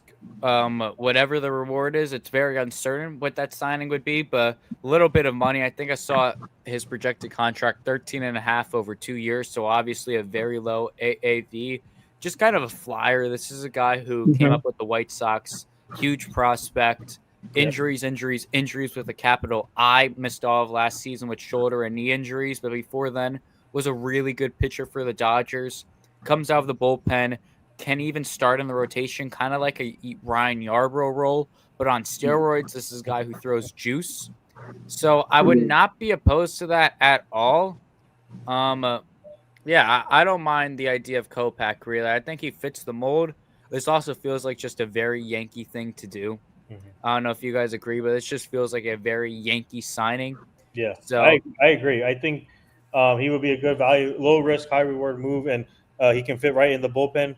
Not like a setup man, but like you can add him in the early innings or like probably 6th, 7th inning, and then go from there. So he'd be a good arm to add, and obviously you can get him on a short term deal, like a 1 year, like a prove it deal to see how he's capable of doing it. So. I think that could be a smart move there to add to the bullpen. You never know with Matt Blake, he can maybe tinker some stuff with it. Just like the guy the Yankees got today from the Cardinals. That's the guy to watch. Winstrom, whatever his name is. Yeah. So that's a guy that Matt Blake. That's why the Yankees, when it comes to pitching, the Yankees have the advantage because of Matt Blake. He knows what to do. So Kopech would be a nice fit, and I hope that could happen if we can't get into this high reliever market. But I think he would be a good fit, and I would love to have Suarez though. Suarez would be a perfect fit for the 8th inning. But I have a feeling the Mets may have that cornered if they spend the money. Yeah, I'm looking at Kopech's numbers. He pitched a little bit last season. I mean, only 11 innings, but the season before. This 2024 for the Dodgers. He was primarily a reliever, 67 innings pitched, 88 strikeouts in 67 innings. That is a very high number. His ERA was 3.46. So this is just a really good guy, and especially for the value he's asking, I have no problem just throwing that in there. No problem. Oh, yeah, they've done in the past people like John Lieber. Yes. So Luke why Weaver. not? Luke Weaver was the same way. Except Clay Kopech's a lot younger. Kopech's only 29 in the prime of his career. I'd take that chance in a heartbeat. Yeah, and then you look at what he did with Clay Holmes. Yeah, Clay Holmes was like a 7.8 ERA guy. With the Pirates, he came to the Yankees, and he had 2 years of All-Star. And then he went to the Mets and became a starter. This just popped into my mind. I'm so excited to tell my future kids the story of the 2020's New York Mets. Yeah. Tell them the whole thing. They spent this much money on Soto. They missed the playoffs. They signed Clay Holmes. They made him a starter. That didn't do anything. They lost Alonso. They lost Diaz. They lost Nimmo in the span of a week. I mean, this is just pure comedy going on in Queens. They might lose Lindor pretty soon, or Soto wants to opt out. Yeah, and I don't blame him. I'd be done too. Well, I hope the Yankees aren't dumb enough to take him back. No. We're not the Yankees. He's never come back to the Yankees. No way. He had. I think he burned that bridge last offseason to come back. Giants, I think. Soto? Realistically, if Soto does opt out, which I honestly think that the chances get higher every day, I think that the Giants would be the team just off the top of my head. I think. I think the Dodgers are another team for Juan Soto. Yeah, but I definitely do see the. But the take the $800 million contract. I think I think San Francisco could be a team for Soto. I agree with that. They need another in the lineup, and they need a star player. They're willing to spend money too. That's the other thing, and they're willing to take his contract. The Giants haven't really had somebody that could hit the ball into McCovey Cove since Bonds. So Well, they Soto got Devers. Oh, that's true, Devers. That is definitely true. Yes, you're right about that, guys. But no, I mean, look, I know a lot of people are very frustrated. They think the Yankees this, but like I say, look when the Yankees open up, and that's March 25th. And what is today's date, guys? The 10th of December. We're not even in the heart of winter yet. Right. Let's give it a chance. And you see what Cashman said. And none of the people that the Yankees are rumored to want, they're not lost. They haven't lost them yet. Yeah. Plus, the market is moving real slow. The free agent market, it's been mostly minor league deals and a few big signings like Schwarber. We have a quote from Steve Cohen here. Hold on. It says Steve Cohen on the departures of Pete Alonso and Diaz. I totally understand the fans' reaction. There's a lot of off season left to put a playoff team on the field. You gotta be kidding me. Well, you got the money. You can buy everybody. You know what, Nathan? He could buy everybody in there and still have about $12 billion in the bank. Yeah. That's the thing. That's the difference between them and everybody else. Maybe the Dodgers. But other than that, if he wanted to, he could buy Bellinger, Tucker, go out and get everybody else, Realmuto if he wants, and just go crazy. But you need chemistry. I mean, you need some type of chemistry, and I don't know if the Mets team right now has that. They don't. They don't. Somewhere in there, you can hear the world's smallest violin playing for the Mets right now. No, I wonder what's going to happen with this song. Is the Jimmy trumpets? Yeah. The question is going to be: is he going to follow him to LA? I think he should. I think he might follow him to LA now too. Joe, I see a lot of people asking me in the comments to talk about Tucker. Can I get my take on that real quick? Yeah, go ahead. Go ahead. All right. So basically, I do think the Yankees are somewhat still in on Tucker, but here's the thing I'll say with Tucker. I think the main priority for the Yankees is Cody Bellinger, and what was reported today is the Yankees have offered Bellinger 5. Boris wants 7.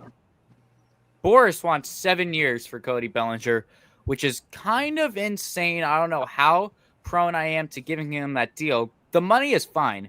The Yankees have offered the adequate amount of money. Boris is happy with the dollar signs. It's just the years. Yeah. If the Mets, because right now he's kind of in the middle ground, Cody Bellinger, with the Yankees and a contract. If the Mets swoop in and the Mets start offering more, and you get into a bidding war with Steve Cohen, and the Mets end up signing Cody Bellinger, hypothetically, that's when there's a very, very high chance that Kyle Tucker becomes a Yankee. So, chat, that's really how I view Kyle Tucker. He's the domino that falls after Cody Bellinger. Mm-hmm. I think, though, with the Alonso signing, the Mets are going to go all in on Cody. They want him to be their first baseman because Mark Vientos, he sucks. He's awful. How do you really feel? They're also reportedly heavily in on Paul Goldschmidt, the 37-year-old Paul Goldschmidt. I could see them doing both and have Goldie play against lefties. Yeah, that's probably their move. But if Bellinger goes to the Mets or anywhere else, I think that's when the Yankees have to go all in on Bellinger. But I mean, the other idea that I can't get out of my head, I just can't yet. It's Fernando Tatis. Ooh, I really have his name engraved in my mind. And I had 2 years ago an actual dream. I was asleep and I actually had a dream of Tatis on the Yankees. It was a wonderful dream. I was pretty mad when I woke up. But this has been something I've been wanting for a long time. And you look at Tatis's numbers, he's a dog, man, Fernando. This is someone who batted in the leadoff spot for the Padres. I mean, there's your leadoff hitter right there. You're getting another elite right-handed bat. We don't need an elite righty bat.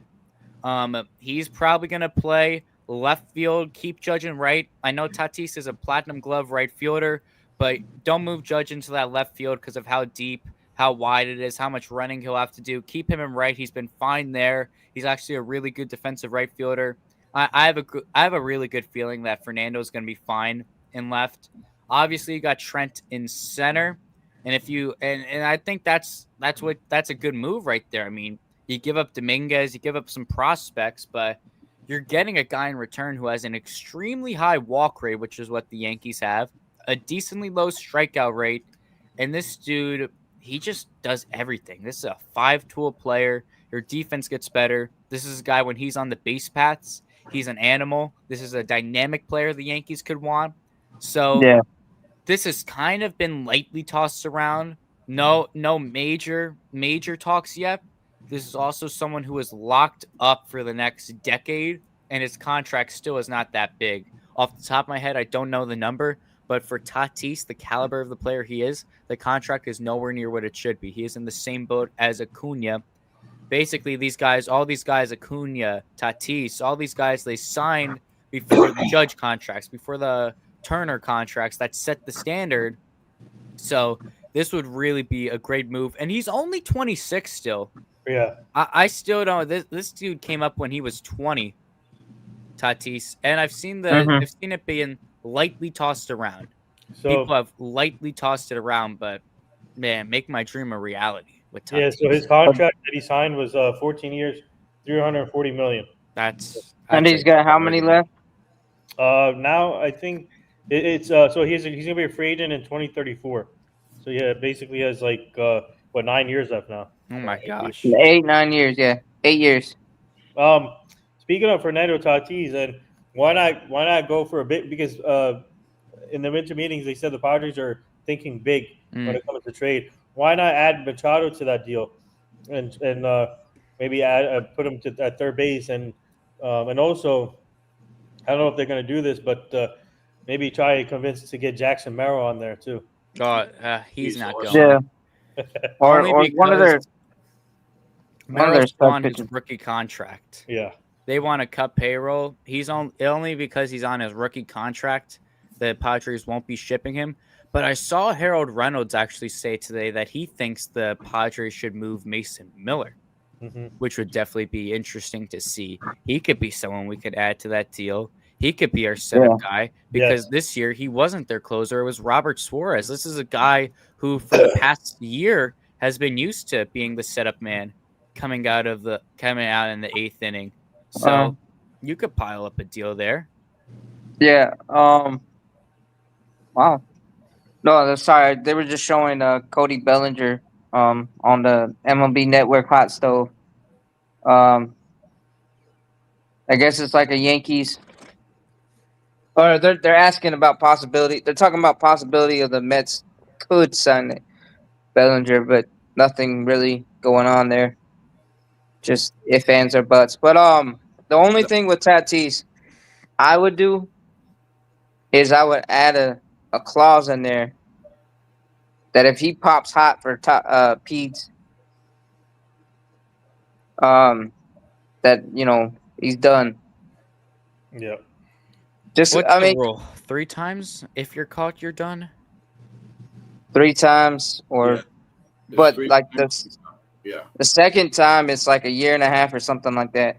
It's like the first time is pretty much it's 81 games. Then it's a full year.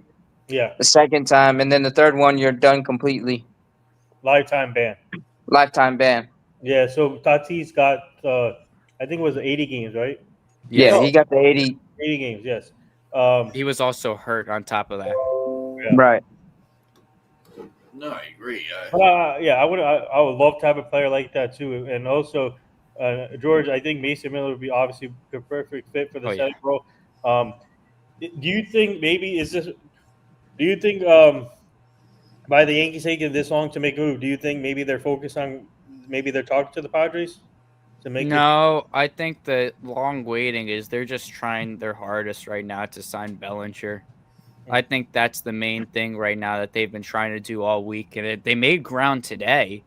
They at least got to a number money-wise, but Boris is asking for 7 years. That's a lot.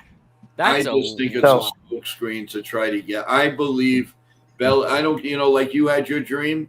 I believe that Bellinger knows and Boris knows he wants to come back to the Yankees. So he's going to he probably told Bellinger, well, look, I'm going to try to get you as much as possible. Yeah. But at the bottom line is you're going to go back to the Yankees. That's what I believe. Yeah, and I believe that too. Also, I believe at some point Hal's gonna tell Cashman, "Hey, just give him that 6-year option, or something." But because this is classic Boris strategy. He's gonna hold out over either years or money, but then he's gonna play with other teams to get that team that the player wants. Yeah. That to get to what they think is fine, and then at some point, but at the same time, Cody Bellinger could just tell Boris flat out, no, just give me that deal, take that 5-year deal, and Yeah. Well, here's something that, like Jake says, but Joe, if the Mets offer him 7 years, how do you not take that? And I'll tell you why. Because what about what the Giants offered Judge? He didn't take it, and it was a lot more money, right? He left on the table. Yeah. it was $9 million. It was $9 million difference between what the Yankees offered and what the Giants offered. I thought it was more than that. Oh no, it might have been. No, I the wouldn't want to Padres go to the offered Mets right now. way more. Mets is the last place I'd want to go right now. Their clubhouse, how they just lost all their players. I don't see that team set up for success. I wouldn't want to go to the Mets. I'm worried about the Blue Jays, maybe, when it comes to Bellinger. Maybe I'm wrong, but Nathan, if you could look up what the offers for Judge in 2022. Oh, for the Giants offers? Yeah. The Giants, the Padres, and the Yankees. Because I know the Padres had like a bigger offer or something, but the Giants had more years, whatever, something. So the Giants offer was 9 years, 360. Same thing with Yankees, and then for the let me see, Padres offer was 10 years, 400 million. Okay, yeah. So. And what about the Giants? 9 years, 360. Okay. Same thing. So with the same thing that the Yankees offered, except the Yankees offered him the captaincy. And he always wanted to be Yankee, so I knew that. I mean, the Padres, man. That's crazy. But yeah, no. But Sports fan is saying breaking news, George. Somebody is on his way to the Yankees. Who is that? Who is I that? think he's trying to say George is on his way to the Yankees. Oh. As a joke. George is on his. Oh, okay. Gotcha. But yeah, but no. I think Cody, because I mean, remember, like you said, Cody was saying for like what, 2 years, 3 years, kept bugging Scott Boris. Trade me to the Yankees. I want to be traded to the Yankees. Yeah. And now he's grown very close to Aaron Judge. Yeah. Mm-hmm.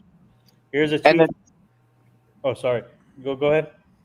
No, I was saying that the on-field chemistry between Judge and Bellinger is like that's top notch. I would not want to mess with that. Yeah. If I was Hal. Yeah. There's a tweet from Zach Britton, former Yankees pitcher, obviously played for the Orioles. He said Pete Alonso is a big ad for the O's in more ways than one. We all know the on, the off. He said we all know the on and off field stuff, but now it opens the eyes of other possible free agents to the fact that Baltimore is a serious destination for top money free agents. Well, this is also the first year that they really went into their pockets. Yeah. So you don't know. They might just who knows? Yeah.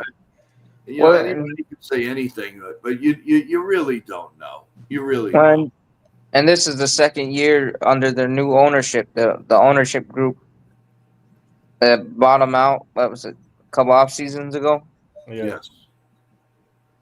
They were bad. I mean, Everybody thought, and they never went for pitching. Now they get a couple of more pitches, they're going to be very tough to beat. I guess the talks are heating up between the Orioles and the Framber Valdez.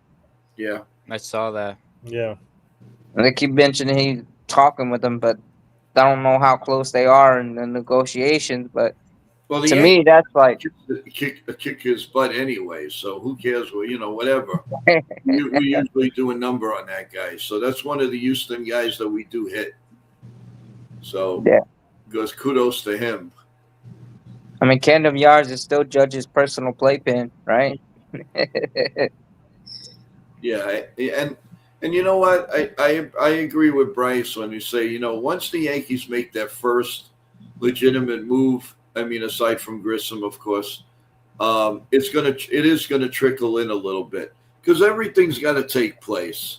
Like Howie was saying, there's really no first baseman. You don't know about shortstop yet, really. Third base, That's a great point. Great hitter. I mean, great fielder, no hitter.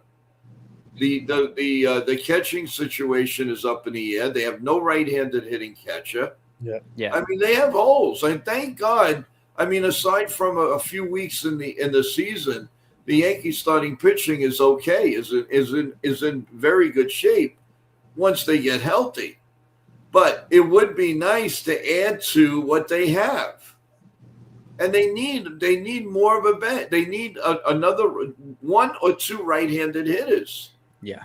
Now, who are you going to do? Is it Rosario? I mean, what? There are people there that can help. Heartbeat. Yeah. And to Howie's point earlier, I mean, your biggest threat on right field. I mean, your only threat on the right hand side is Aaron Judge. I mean, yes, Giancarlo's still a threat, but we misses 40 to 60 games a year. Yeah, we can't. Obviously, you can't count on them for a full season. Obviously, with the injuries, but they definitely definitely need a couple of right-handed bats, especially right-handed catcher too. That's the main goal over there too. Right-handed catcher. Mm-hmm. We need that catcher there. What I'd like to see, guys, is somebody like Rosario to be signed right away. Let's get him done. Yeah. I know it's another lefty, but how opposed would you guys be to Corey Seager? I wouldn't mind Corey Seager. I know it's another lefty, but I mean, you're getting one of the best lefties in baseball. So, Michael brought up a great comment that Bellinger hits lefties really well. I think that needs to be taken into consideration. Bellinger really smokes lefties, but Corey Seager is a really, really good player. And last year he missed a lot of time, but honestly, his injury situation, he had sports hernia and appendicitis, which are kind of two things that come one after another. Correct. It's something that it's all a domino. It's kind of hard to play at that level without it happening. It happened to me. Luckily, I didn't get the hernia, but appendicitis was not fun. Yeah. But that can spiral into a hernia. So it's not like he's got bad knees. It's not like he's got a bad elbow or anything. This is kind of just like a freak injury year for Corey Seager. Once everything's fixed, though, that's pretty much one and done. So I'm honestly, when I look at Corey Seager, I'm not too concerned with the injuries. Okay, this is just a guy who hits the cover off the ball.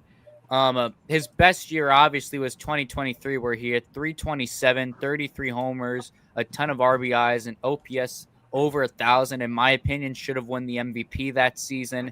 Followed that up with, by the way, that 2023 year where he put up all those monster numbers, he missed the first half of the season, and he still did that. This is a guy, when he's on the field, he plays so well. And how is he only 31? Mm-hmm. He's played 11 seasons. So, and he's obviously his contract is I guess is 7 years left, I think. I believe so, yes. Okay. So I don't know how willing the Rangers are to ship him off now that Semion's gone, but I saw something today that Seager's not off the table. Talks really haven't been that in depth, but I did see that the Yankees have checked in on Corey Seager. Yeah. So 100%, I would love to have Seager because you're down Volpe, I know people don't like Volpe, but at the end of the day, who's going to play shortstop? Cavi, Right. as much as I love the dude, he's not an everyday shortstop. I love the No. energy he brings, love his speed coming off the bench, but he's not an everyday player. If you expect him to give you something every day at shortstop, that's not good. That is subpar, and you are going to lose games because of that. So adding Corey Seager would be a Yeah. huge plus. Huge plus. Yeah, seven. He has 7. He'll be a free agent in 32, so 7 more years left, which is a good doable contract. And if I were the Yankees, I would add a couple more players into that deal. Yeah. But right now, the Rangers are the ones that are not really engaging when the teams are checked in on them. So, kind of tells you where they're at. Yeah. Another I still don't know why we haven't gotten Brendan Donovan. That's not going to cost you really that much, and that move would just make perfect sense for you. You know, that name is just too much. Too much. That's all you hear. Oh, the Yankees, they're going to get him tonight. Oh, they're going to do this. Oh, they're going to. Nothing ever happens. Nothing ever. There's nothing definite. You can't report it unless you know it's hot in the trail and they're going for their physicals. It won't happen, people. It just won't happen. Because at any point. Yeah, I don't think it will. I really don't.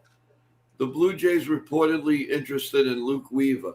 Well, you know what? He'll turn out to be another Chad Green. That's what I think. I remember Chad Green. Yeah. I remember Chad.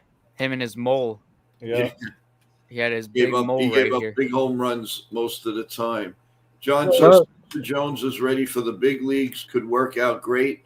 But if it doesn't play for the Yankees, he will probably get traded. Probably. If he makes the offseason. That could happen. Yep. You know, I mean, really, I don't know. I am so tired. I mean, all you hear is Donovan. He may not even really be in the you know, maybe the Yankees are thinking, you know, what Howie said made a lot of sense. He's a figment of our imagination. With JoJo and Contreras. What are you going to do with Contreras? He's like, you know, ready for almost ready for Social Security. I mean, no pun intended. But I'm saying, really, it doesn't make sense. Yeah. It really doesn't make sense. But even if we just got Donovan, maybe JoJo, I don't think the package would be too big.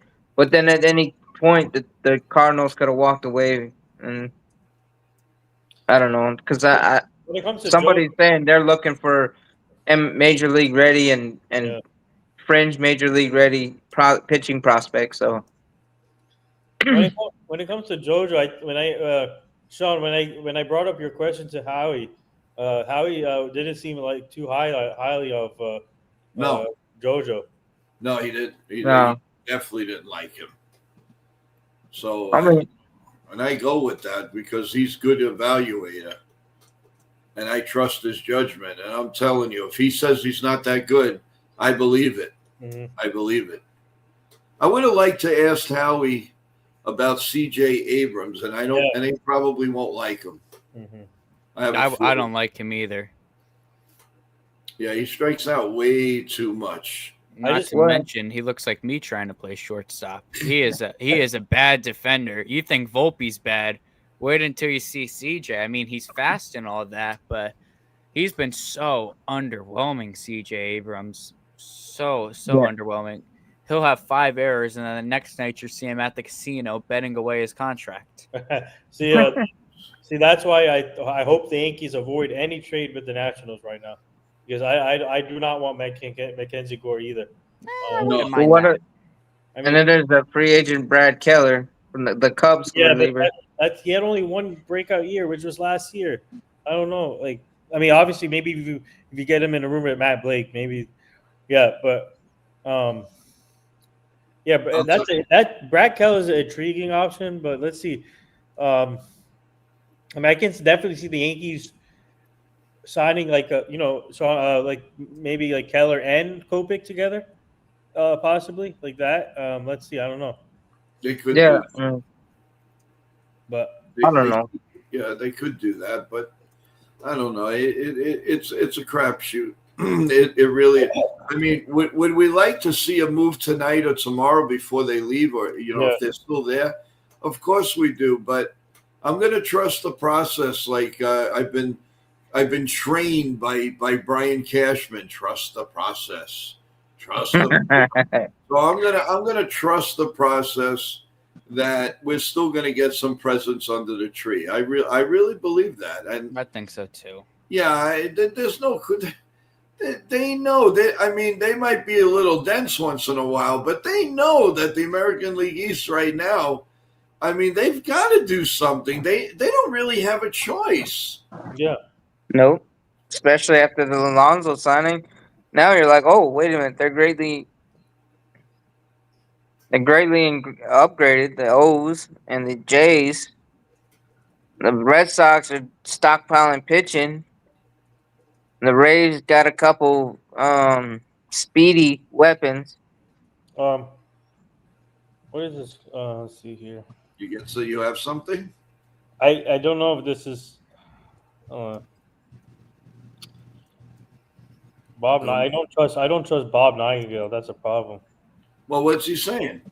So apparently, there's a tweet here from the Incline Dodgers podcast. Hold on. No, here we go. No. Listen, it says here the Dodgers and Tigers have been in talks for Oh, I saw that. Larry Scooble per Bob Nightingale, but I don't see anything. But it says Dodgers No. put together an intriguing package containing prospects. No deal is imminent. I don't think it's going to happen anyway. I don't know. No, I don't think that. I mean, because look at it. Scuba's going to be a free agent after this next year. Well, maybe, but I don't know. I know. Never underestimate the L.A. I know. I mean, it's just getting a little bit monotonous now. Yeah, but I'm not saying. I'm not seeing other reports from other than the podcast for the Dodgers. That'd be like if we were sitting here saying the Yankees are in talks with, and then some reporter just runs with it. Yeah. Well, New York Rican is saying rumors are heating up for Tucker going to the Yankees due to his Tampa connections. But the only problem is he's lost a couple of steps, and he's only 29. If you're going to give him a huge contract, depending on who you're believing, has he lost a couple of steps? I don't know, but the mere fact that it's out there is bothering me now. That and also here's the thing though too, you're not moving Judge out of right field. Yes. Maybe to first. I mean, maybe the first, right? That's the only place I consider, but not this Yankee Stadium left field.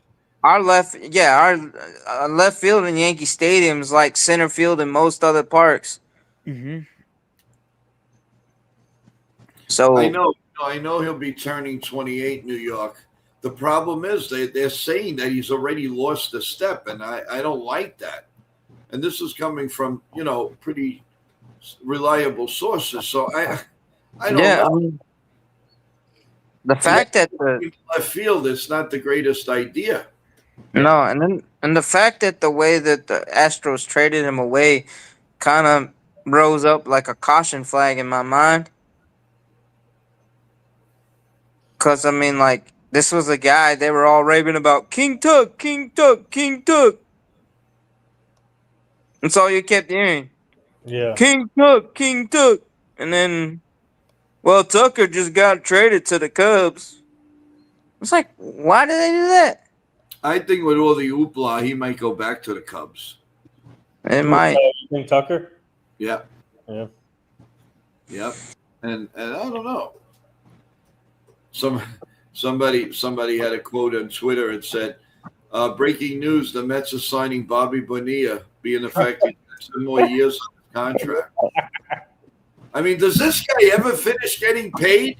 I think he's only got a few more years. He's got a few more years. Oh, 2030. Well, and then you got Ken Griffey Jr., who's still getting paid by the Reds. Still doing commercials for the MLB, and he's got his photography business. Yeah, really. Hey, here's our faraway man, Nathan, that we met this morning, and he also subscribed. Welcome back. Welcome back. Napoli. How's it going? This is the one from Abu Dhabi. Welcome back. Oh wow. Abu Dhabi. What time is it over there, man? Let me check here. Time. Do we land Bo, Tucker, Aimai, Donovan? No. Wow, it's 5:50 in the morning there. Oh wow. Thank you for waking up. So early. you're at Coffee, Bagels, and Yankee News, and Lavazza Coffee, my boy. Yeah, but I think on that list, I think the most reasonable is the MA. Yeah. Just to fortify our pitching staff, and then make it easier to transition heel. And I don't know if you heard that, George. Howie was saying, just like you were, but transitioning heel to the bullpen. Yes. Probably get him to replace Bednar as the closer at the end after Bednar leaves in free agency. Ooh, I'm not letting Bednar go anywhere. Yeah. Honestly, I mean, I'm not letting Heel take over the closer role. I agree with letting Heel become a bullpen arm and transitioning him. But David Bednar is not going anywhere. This is the first time in a while I've seen a steady closer who actually knows what he's doing. Yeah. If I'm the Yankees, I'm considering extending this dude a little bit. We'll see what he does. But honestly, mid-season at the All-Star break, we might need to consider extending Bednar. I mean, he is that good, that effective.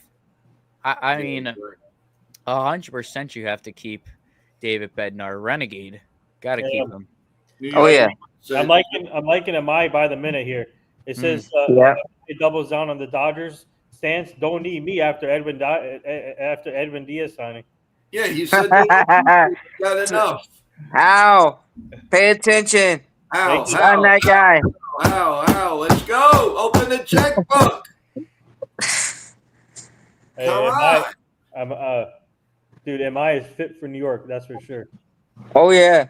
Hey, he'd be just like Tanaka and Hideki Matsui. They were both beloved by the Yankees. It's time we get another one. Could it be rumors to force Bellinger's hand? MLB Network mentioned it. Don't forget, the Yankees wanted to trade for him while he was in Houston. The holdup was Luis Hill. Yeah, but also you can never be sure about. Yeah. And then he says New York Regan says that Hill would be a monster in the bullpen, but not as a closer. Yes. And that was what I was thinking too. But no, but one of the thing is some of the reporters like Heyman and JP Morosi. Yeah. Well, JP Morosi, you never really know where his loyalties are. But John Heyman is definitely a Boris mouthpiece for the media. But it is what it is. Yeah, there's a funny quote on X. The movies like how to lose a date in 10 dates or something, girl in 10 days.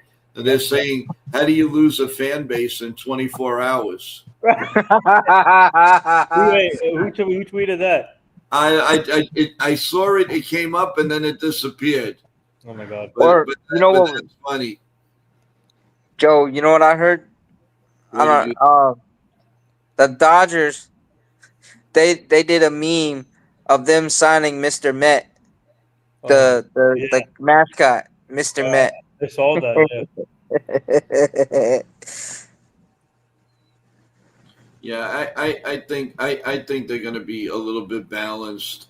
They're gonna come up with something good. It's just we just have to think about it. Yeah, and I think knowing how Cashman can be a chess master, he'll probably come up with some good moves that we didn't even think about. Yeah, You make this 100%. trade, George. There's What? another rumor George and Hill would be included in a package for Peralta. Wow. If that is true, sign me up for that trade. I'm a fan of Jones. I'm not a fan of Jones. Wow. I agree. I would give up Heel and Jones 100% for Peralta. Yeah. Spencer Jones is not doing anything for me at AAA, wasting away his years. I mean, he's 25 going on 26. What good is he doing me? He's going to turn into the next Esteban Florio. That's a name for you guys. Oh, my So, God. 100%. I do that deal. Get me Freddie Peralta into this rotation. By mid-spring, you're looking like Cole, Free, Peralta, Rodon, Schlittler. Get me that. Yeah. Right away. Get me that deal. And this makes perfect sense for Milwaukee. And a team also, that is built on not paying their young players. They love Spencer Jones. He's not going to hit arbitration until he's 31. Yeah. They're going to love him up there in Milwaukee. They love not paying their young players. That makes perfect sense. And they get to keep them. Yeah. Yes, And also, and he won't kill us unless we place him in the playoffs. But also, Freddie Peralta is a free agent after this year. So if I were the Yankees, I would ask for the extension now for Freddie Peralta. So I'm hearing Hey, Ultra Cowboy. We haven't seen him in a little while. How you doing? What's up, Ultra Cowboy? How's it going? I wanted to give a shout out and this. Of subs. Thank you guys, whoever you are. Do you ask Freddie Peralta for the extension now, or wait till after the season? I'd honestly maybe extend him right now, and then you'd add McGill. You'd add McGill to that deal. Have him in your bullpen. Yeah, and I don't think that I think Heel and Jones might be a little too much for Peralta, but adding McGill definitely evens that out because Spencer Jones I think will be a stud at the big league level. Not that Freddie Peralta isn't, but just I feel like that would even out the move if you need to add more. Yeah, you have the prospects to add to that. So 100%, I'm in love with that move right there for Freddie Peralta. You do need to start thinking about an extension, but this is a guy last year, a 2.7 ERA in 176 innings pitched, 204 strikeouts. I really like Freddie Peralta. It's got your basic little pitch mix, four-seam change, curve, slider. Just a good righty to have in this rotation. And I don't think he gets too many fly balls, which is actually good in Yankee Stadium. Obviously, as a fly ball pitcher, I might be a little hesitant, but give me that 100%. That's my deal right there. Are you guys okay if Dominguez is back in left field next year? Yeah. Yeah, I'm fine with it. I would use him as a fourth outfielder now. Because, I mean, like I said, he really isn't strong on the right side. He needs to work on that. And go full-time lefty. If I'm Dominguez. Or that's what I was gonna say next too. If I was the Yankees, I would consider telling him, you need to just hit from the left side all the time. But yeah, I mean, I wouldn't have a problem with that because once Grisham's gone after this season, if we got Bellinger, we can just move him into center field. Yeah. And then just put Dominguez out there and say, hey, from here to the foul line, that's all you. Well, this is an interesting trade. Peralta, McGill for Spencer Jones, Will Warren, Elmer Fudd, and Dex Galba. Take out Elmer. You have to take out Elmer. You can't be giving up your those are your 2 and 4 prospects in the minors. You can't give both of them up. I'm fine with giving up Jones, but I'm not fine with giving up Rodriguez Cruz, in my opinion. I'm not fine. And Dax Kelby is supposed to be good, I heard. He's in the minor leagues, and that's another prospect to keep an eye on. if you're only getting Peralta, Spencer Jones and Will Warren is fine for No, that. like George said, I think if you get Peralta McGill, Spencer Jones will get it done. And Yes. also if you put in Hill in there, Luis I Hill. Yeah. like I like Jake's contract though. That comment though that Judge needs another superstar. Yeah. You can't just expect him to carry this team. I think it was Travis earlier on that if you get Tucker that resembles Judge and Soto, that's the closest you're gonna get. The last time Judge had another superstar playing alongside him, we made it to the World Series. Yep. I really Yeah. think it's keen to get someone to even out this lineup. I love Bellinger. I really do. He was fantastic last year, but there was something missing in that lineup. We were missing a spark. I think Bellinger might be that spark. Realistically, this is a workup I could see the Yankees do. Yeah. I could see them possibly sign Bellinger. And I know Jake's not gonna like this because it's no Tucker, but I don't know if the Yankees will sign Tucker. I think it's a one or the other, Jake. I think it's either Tucker goes to the Mets because I honestly think Bellinger goes to the Mets because I think the Yankees will be able to outbid the Blue Jays reasonably for Tucker. I think Tucker would choose the Yankees over the Blue Jays, but I don't think he would pick the money. So if the Mets are not outbidding you for Bellinger, you bring him back. If they do, you get Tucker. If Bellinger goes elsewhere, you get Tucker. But the idea is you bring Bellinger back, you have him play first base, and you have Jason Dominguez play a full season. Because I really think he looks like a in the outfield, but with the bat, he is a really good hitter. I just don't understand why people completely turned on Jason Dominguez after this was our prodigal son for the past 5 years, ever since he signed internationally. Jason Dominguez was supposed to be the chosen one for the Yankees to take us to the promised land. Now, after 1 year when he gets inconsistent playing time, he didn't even play that bad. The whole fan base turns on him, won't give him a shot. Are you kidding me? I really see something in Dominguez. He is still only 22 years old. I feel like I've been reading Baseball America articles about this kid since I was like 5. He's been around for so long. I'm giving him a shot. I am probably re-signing Bellinger. I am putting a lot of faith on Dominguez. I'm giving him the keys to the city, but he could be your leadoff hitter, Dominguez. And then with the pitching, because if you want a ring, if you want to win a World Series, pitching's going to win you that ultimately. Ultimately, that's going to get you the ring. You can have a great lineup. If you can't pitch, you don't have starters, because I honestly think the Yankees make a pretty good run against the Blue Jays if Max Fried and Carlos Rodon don't you-know-what on the bed, and the bullpen is there. So you add Peralta, you add McGill too, and that is your rotation. That is your strength in bullpen. You move either Warren or Heel. One of them goes in the trade with Milwaukee. One of them stays. Whichever one stays, you put into the bullpen. And then you might have something brewing right there. And if you want to get crazy too, and Jay commented that, if you want to add another superstar, you trade for Ketel Marte or you trade for Corey Seager.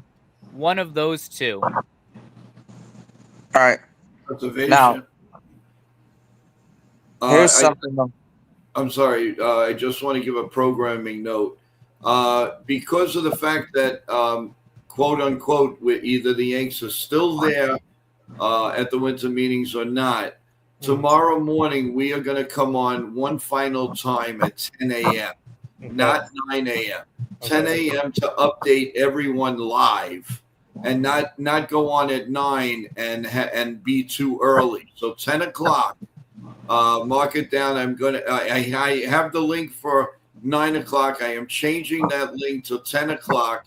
It's only fair and the right thing to do for you, the fans. That's why I'm doing it. So come to Yankee Mania, coffee, bagels, and omelets and everything. 10 a.m. tomorrow morning, not 9 a.m. I'm sorry. Go ahead now. Well, no, I was just going to say the tweet according to Joel Sherman, is that the Mets didn't really offer. They didn't offer uh, Alonso a contract because it was clear to them that other teams were bidding for him out of their comfort zone, Yeah. years and money wise. What do you think? You think?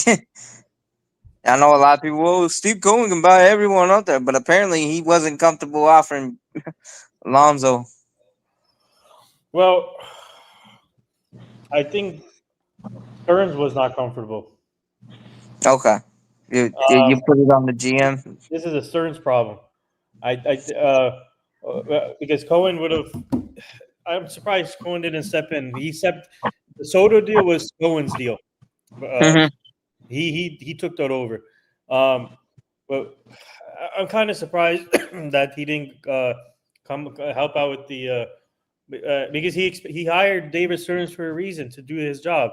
He expected him to do his job, and I don't know what's going on now. All of a sudden, they're letting people go and they're not signing people. So I mean, obviously they signed Devin Williams, but they're hamstrung on giving multiple years now. So I think it's a David Stearns problem. It's not Cohen. Cohen has all the money in the world that he can use, but the problem is he cannot go in. He cannot help. He cannot be his puppet every time. I mean, not puppet. Sorry, he cannot help out every time. He's expected. David Stearns is expected to do his job, and Stearns cannot. I mean, Steve Cohen cannot be there all the time. He needs to let the GM do his job. So. It's kind of concerning, by the way, the way the Mets are trending now. So it's going to be interesting to see what goes on in the next year or so with the Mets. Yeah, I mean, to be able, if you're David Stearns, to have that kind of capital to work with, all those resources, and not be able to produce, that's an issue right there. And the fact, like, the Mets could have overpaid for Alonso and Diaz, and they still would be okay money-wise, just because of how rich Steve Cohen is. But listen, David Stearns wanted to be cute. He wanted to say, oh, well, I'm not going to offer Alonso. That's way too much. I have backup plans. No, you don't. He wanted to act as this master negotiator, this master GM, and it blew up all in his face. He was trying to think outside of the box, when in reality, if he wanted to build a championship caliber team, there's not too many moves he needed to make. Obviously, you needed to bring back Diaz. Obviously, you probably needed to bring back Alonso. But honestly, I would have just signed Tucker or Bellinger, just add another bat to that lineup. I would be fine with the Nimmo trade. But now you're losing so much of your team. This just backfired so much in your face if you're David Stearns, and you're the one to blame.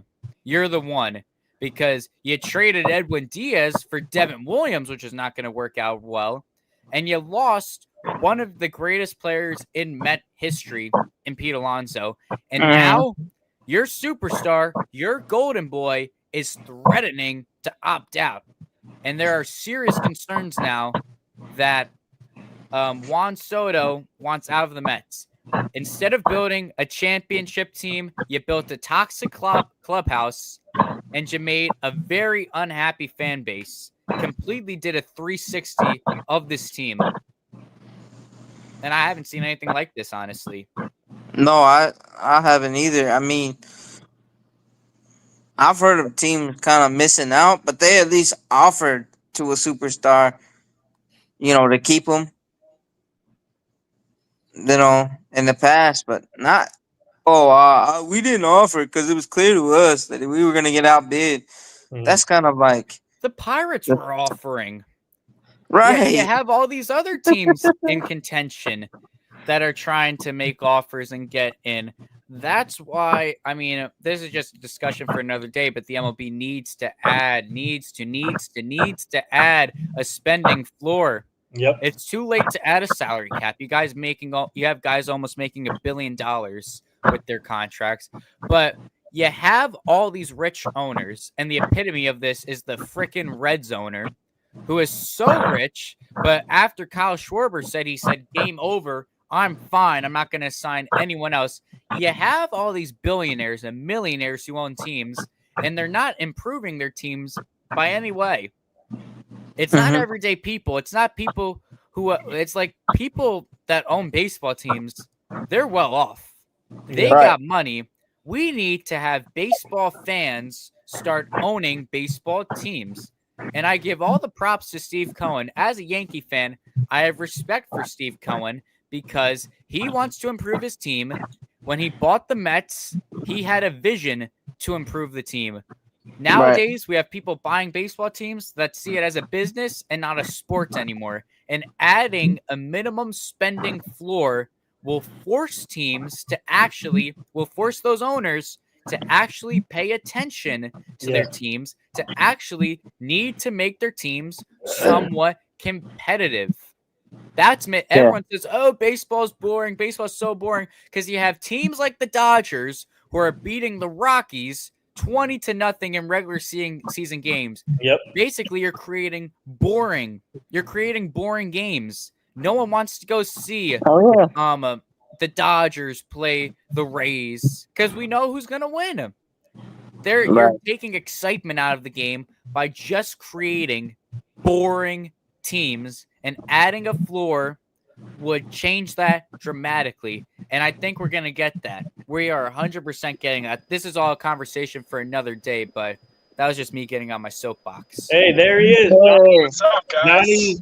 What's up, Johnny? Is reacting my Yeah, so hey guys, hey, me and my team, we booked Superstar. No, I'm joking. I'm trying to be like you, Nathan.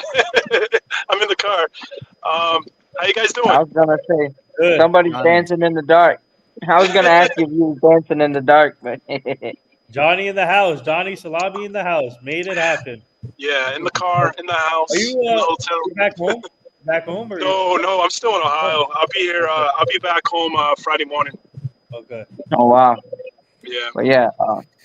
So let's get your thoughts now on the whole situation today with the Mets. And, Well, let me tell you, this has been a weird winter meetings for me, and I feel that you guys can agree. For the Yankees, nothing but crickets. That's all it's been. Crickets, crickets, crickets. For the Mets, I don't know what's going on there. Either it's a meltdown or it's a grand master plan. And I'm kind of leaning towards a grand master plan. Listen, hear me out. Alonso, he's a great player, but there's better options. He's not going to age that well. That's how I see it. yes. So I feel like they know what's going on. They weren't going to pay him that much money. They're a lot smarter than you think. I know people have a Mets fan who literally said he wanted to jump off the Brooklyn Bridge today. I said, hold up, don't do that yet. I said something big's going to happen over in Queens. The whole thing of Edwin Diaz, that one was a little weird. I feel like he was probably one of the best relief or at least closers out there. So that was a little strange, but I feel like there's a little more to that. Either he wanted the ring or there might be some drama going down in Queens, which I think is part of it. Yeah. But it's been a little strange. That's cool though. I'm happy for Alonso. At least he got something. At least he got the bag. He definitely deserves it. I don't know how that's going to age well. I feel like it's not going to be the best toward the end of the contract. But yeah, it's been a little weird. Not a whole lot going on, and for all the fans in the comments right now, or who are watching, or panicking, or stressed out, or anxious, I can't fault you for feeling like that. It just shows that you're passionate for the team and you want the best for the Yankees. But listen, it doesn't mean because the winter meetings are over, it means nothing's going to happen. A lot of stuff is still going to happen. Like I mentioned yesterday and on Sunday, let's reassess January 1st. If January 1st comes around, still nothing, or they made a couple small little moves here and there, we could start having a little bit of a panic. But remember, off season goes all the way until pitchers and catchers have to report in February. So there's still a lot of time for stuff to happen. I feel like something will happen. What will happen, I'm not sure. I hope it's something big, but let's see. We still got some time. I think Bellinger might be the first move the Yankees make. Interesting. Either Bellinger or mine, or if that Peralta stuff actually tractions more. Yes. Please. That might be a big trade that the Yankees make. The Peralta, maybe even McGill. Yeah. And Johnny, I'll piggyback too on the Diaz situation. he was really mad at the Mets because, believe it or not, the Mets signed Devin Williams without telling Edwin Diaz. So Edwin Diaz just kind of woke up, looked at his phone, and was like, "Oh wow, they signed Devin Williams. They didn't even mention that to me. I've been here how many years now? I've been your lockdown closer for how many years, and you're not even going to tell me you guys signed Williams?" So I think definitely he's hunting for that ring, but I think also Queens just left a bad taste in his mouth. I think you have the bad clubhouse that kind of was winding down in the season, and now you have the Mets not even mentioning that they're bringing in another arguable closer spot, another closer player in. I'd be mad too. Oh yeah, and then So in my opinion, it's almost like that they're becoming a dumpster fire, or they're just like a zoo, a circus, if you will, circus down in the Queens. Because I mean, you got the Nemo, you got the Diaz situation, you got now Alonso, and then you got Soto threatening to um opt out after 2026. You got Lindor and Soto not seeing eye to eye. So I think you got a lot of things going on. if the Mets told Diaz about the Williams signing, I think we will be having a different conversation today. Oh I think yeah. Because I he'd think say Diaz. no. Yeah. He'd say no. Don't bring in Devin Williams. Oh, he said no. He said no. No, about he that? would say no if Oh, they he would told him say that. yeah. Yeah. but listen, Yeah.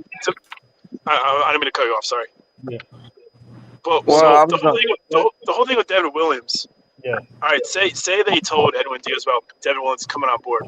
Mhm. Devin Williams is a decent pitcher. Okay, I know last season with us he was terrible, but then he got it together towards the end of the season. And me personally, I was a little upset when he signed with the Mets because I felt like the Yankees should have pursued and re-signed him. Because I think, and if you think 2026 he's going to be bad, I promise you he's going to be good.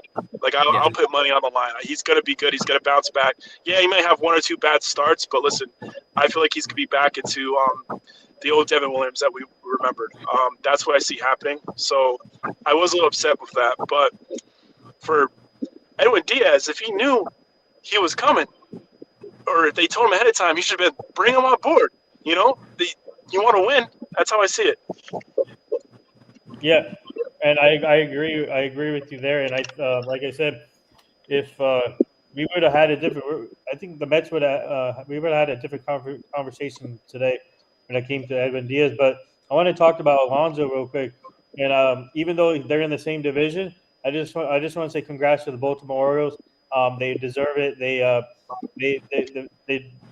fans wanted. They finally did something for the fans that they should be excited about. Pete Alonso will bring energy to that team. He's a winner. He fits that team. I think people in Baltimore, they're gonna fall in love with him, and they're having a great offseason so far. They said they needed two right-handed bats, and they got it. And Taylor Ward, and now Pete Alonso, and then they fortified the bullpen with Hesley. And then they're not done yet. They're gonna keep. They need a starter. So I'm happy to see the Orioles spending like a team that missed the playoffs last year. They were in the playoffs the year before, and then obviously with the injuries, they have players coming back. This team this team right now is a lot better.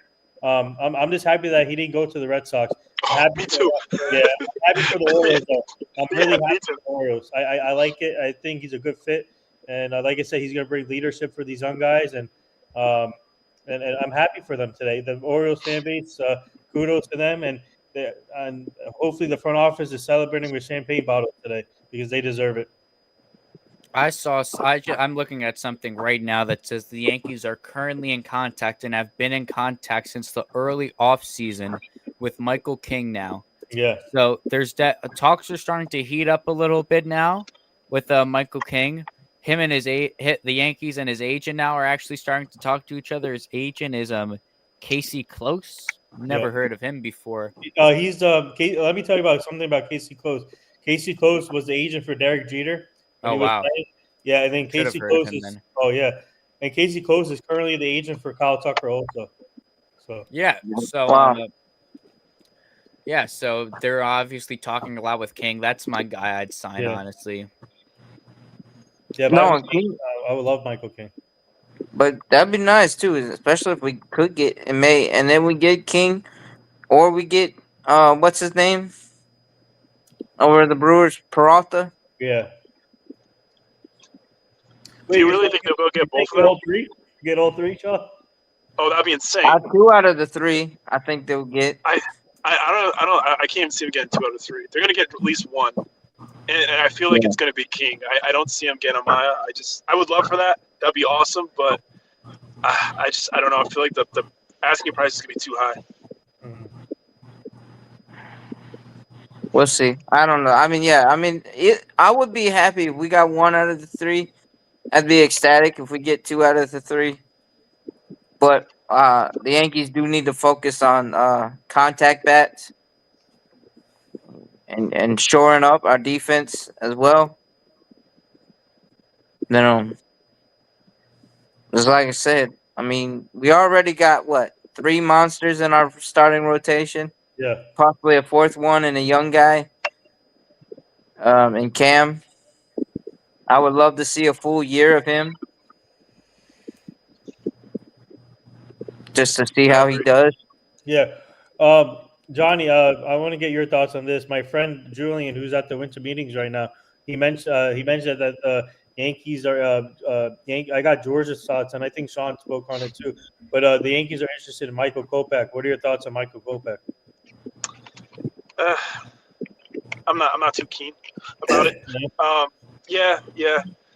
I mean, they're thinking outside the box, but it's just, I wouldn't pursue it. Yeah. I mean, he's a decent bullpen guy, but they're coming out of the White Sox. It's hard to tell because the numbers would be inflated because the White Sox lost 100+ games. Yeah. Again. So that feels like a Yankee move. Yeah. But he would a Yankee move to me. Yeah, he would definitely be. You're for it, George? You're down for it? I mean, I'm just saying this is just historically something I feel like the Yankees would do. I'm honestly not that upset with the idea of it, just because it's such a cheap deal you're giving, and he's just someone you can add to this bullpen. I mean, the bullpen. There's always room to improve the bullpen. Okay, obviously last year down the stretch and in the playoffs, it's obvious the bullpen needed something. And last time we saw him with the Dodgers last full season, he looked good coming out of the pen. I honestly think this is someone we could add in the bullpen. His projected contract is 2 years, 13.5. Do the math. What is that? 6? Yeah, that's 6.5. 6 and a little bit. Yeah. So around $6.5 million a year. I'd say go for it. It's a low risk, high reward. Obviously, if the money was more, then I'd be a little shaky, but it's an insignificant contract in a sense to a guy who has a little bit of pedigree, to a bullpen that just could take a flyer on anyone. You get him in a room with Matt Blake. You have him work. If you're gonna sign Kopech, please do it soon. Get him. Definitely do it before pitchers and catchers get down. Have him going down to Tampa with the whole team. Have him with Matt Blake ASAP. But I really think he can. And Benji's saying in the comments too, we've seen Michael Kopech at his peak. That's someone I would love to have coming out of the bullpen for the Yankees. For that price, I'm okay with it. The only thing is he's a little injury prone. Not a little. He's very injury prone. Well, that's part of my issue. Is that we had enough of that in 2025. Now I understand every season people are going to get hurt. It's 162 games. Yeah. Somebody's going to get hurt. It's going to happen. I just want to go for someone maybe a little more healthy. But hey, listen, anything's probably better than a Jake Bird. No offense to Jake Bird. Hey. I know when they sent him down there, he in the minors he wasn't doing that well either. But maybe they could figure something out this offseason and maybe during spring training, and he could come back because they did see something in him. I did too, actually. But we'll see. We'll see. I wish him the best. I want him to do well, but it just doesn't look good right now. Birdman. Yeah, we're not too good with players last name Bird. Yeah, but Jay. Greg they traded Bird. away. I was so mad when they traded away our guy Rock Riggio. Man, this guy is a great guy. I'm telling you right now. We did a baseball camp with him. He was great with the kids, and he was a good prospect also that the Yankees had for second base potentially, and gave up on him. So see, man, this is what happens. This when you interact with these guys, they get rid of them. So I need you to do me a big favor. By the way, listen, do me a big favor. Go. Yeah. I need you to start interviewing and hang out with Red Sox prospects. Yeah. Just clear out the entire system, man. the Queen. I don't know if you were on yesterday. Yeah, you were on yesterday. Yep. So we did an event with Edwin Diaz last year at Woodbridge Brewing Company. Now you can add him to the list that he's gone now. Yeah. But you know what? I mean, no, I'm not anti-Mets, but it's kind of a crosstown rival, so I kind of support that. So, it's not the Mets themselves; it's the Mets fans that fuel the rivalry. They're the ones that want to start talking. But now your team's in shambles. For now, it can change. Listen, tomorrow it could be going the complete opposite direction. I feel like that's going to happen. Like. Something's brewing in Queens. I know it looks bad right now. Paul Goldschmidt. It looks like it looks really bad. I don't understand. I love Paul Goldschmidt. He's got a special place in my heart.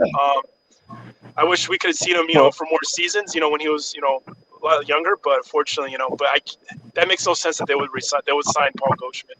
Well, he is a defensive upgrade to Pete Alonso. He is, but listen, one of their issues with Pete Alonso was they were worried about him they didn't want to give him a big contract because one of the issues was him getting older. Goldschmidt's already there, Like, it might be one season, but he's already there. It makes no sense. You brought up an interesting point in the chat, Chris Bryant. No, I was joking with Big Mama. Okay. She's saying all I want is injury-prone players, and I'd say give me. She goes, you want Kopech and Seager? Why don't you add Anthony Rendon? I'm going with the joke, and I said give me Chris Bryant too. Just adding all the injury-prone players. Oh no, Rendon is actually expected to retire. Yeah. I know. If take him out of retirement, we could start him at shortstop while Volpe's be not like, there. Be like Philip Rivers. Yeah. Come out of retirement after 5 years. Oh, right. I mean, we could call back the Piano Man. Oh, yes. Brett Gardner, not the musician. Let's see here. Christopher. Oh, yeah. George, Chris is saying Bird was overworked the first half of the season, then fell apart before the they Rockies pitched him a lot. So they had no one else. Didn't that happen to all the pitchers we picked up in the trade deadline? I think they were all overworked, if I'm correct. And then they had that big. And part of that, when we lost Miami, that was part of the issue. These guys were overworked, and they threw them all in, but they weren't fresh or well rested. So that was part of that. Yeah, I mean, that was a fun game. That was the thing with oh my goodness! I remember. I think I threw something that night. I was so. Welcome to the Yankees. And then even the year before that with Mark Leiter Jr., he was overworked by the Cubs. Speaking of Mark Leiter, he signed with the A's today. Woo! Oh, he did? Oh, I didn't know that. Oh, good for him. When did he do that? I wish him well. Yeah. When did he sign? Because I haven't seen that announcement. It was tonight, but it was like 2 hours ago, I think, or 1 hour ago. I didn't catch that. Okay, you know what? I know things didn't go that well with him, but you know what? I hope he does well out there. He played with a broken leg part of the season, I remember. Yeah. He broken fibia playing this year. This last season he was solid with us, but the year before, the half season we had him when we came back, he was overworked by the Cubs. It's part of why he struggled, and a lot of fans were turned off by him, because the times he would blow a game or whatever, go in there and it's close, and then we end up trailing.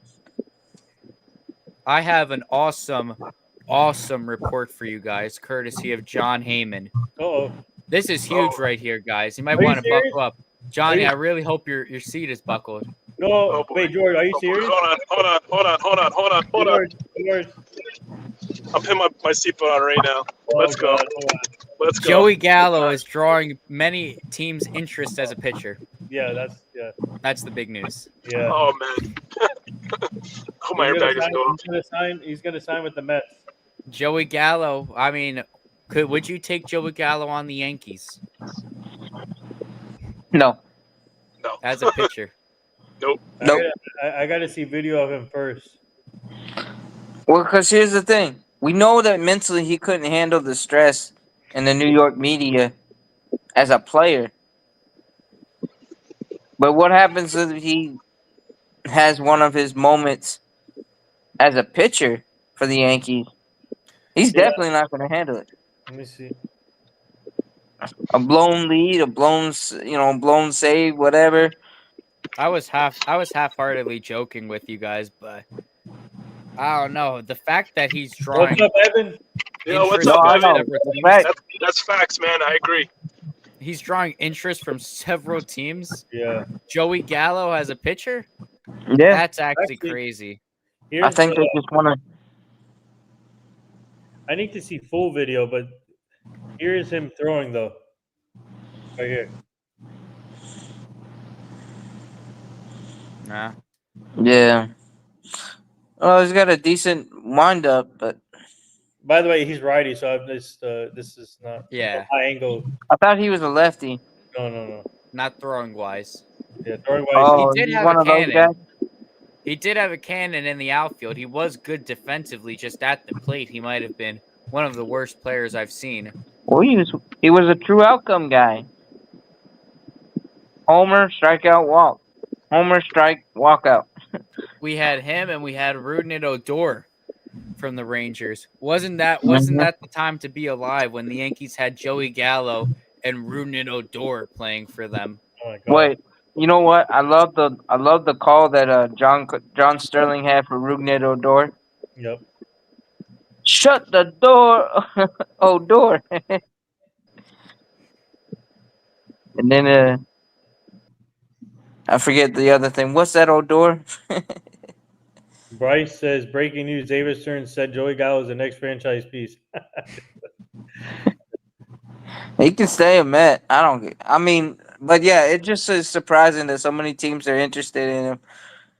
And he's trying to reclaim a major league career by reinventing himself as a pitcher. Hey, Well, he Corky. can't hit. Is he going to try and say that he wants to be like Shohei Ohtani and be their DH and pitch?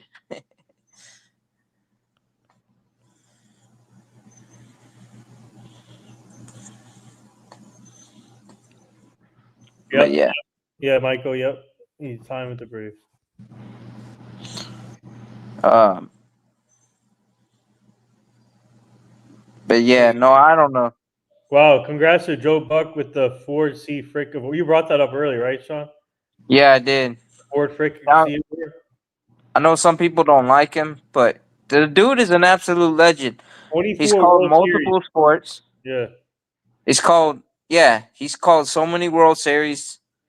And when he was the main play-by-play announcer for baseball on Fox,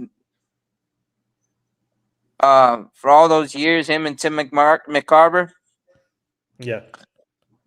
You look forward just because the way he called the game. He set it up perfectly. He didn't overtalk the moment, but he set up every moment there. I mean, you remember when Jeter hit that homer in 01? Yeah. The way he set it up. Mm-hmm. It just struck midnight at the clock, and then, oh, Jeter drives one.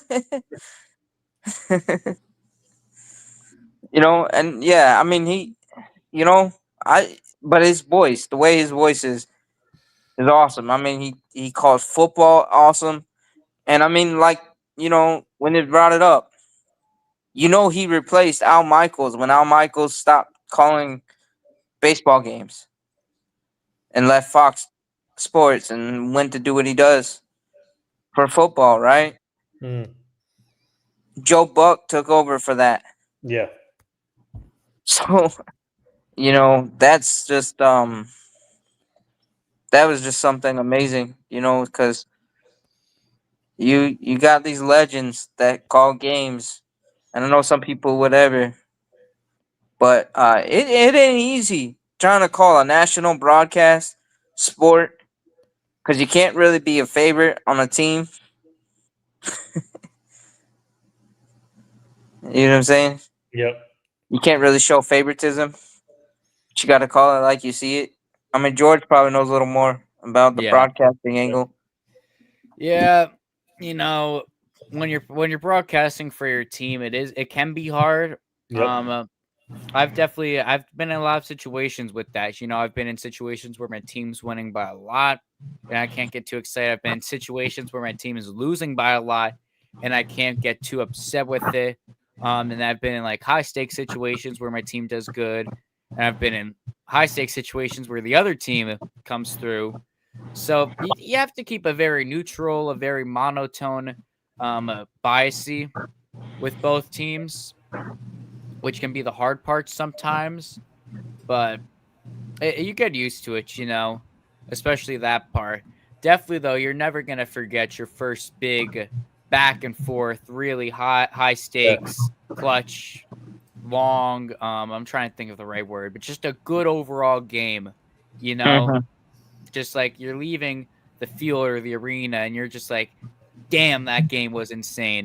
Mhm. That was a great game that we just Yeah, had here.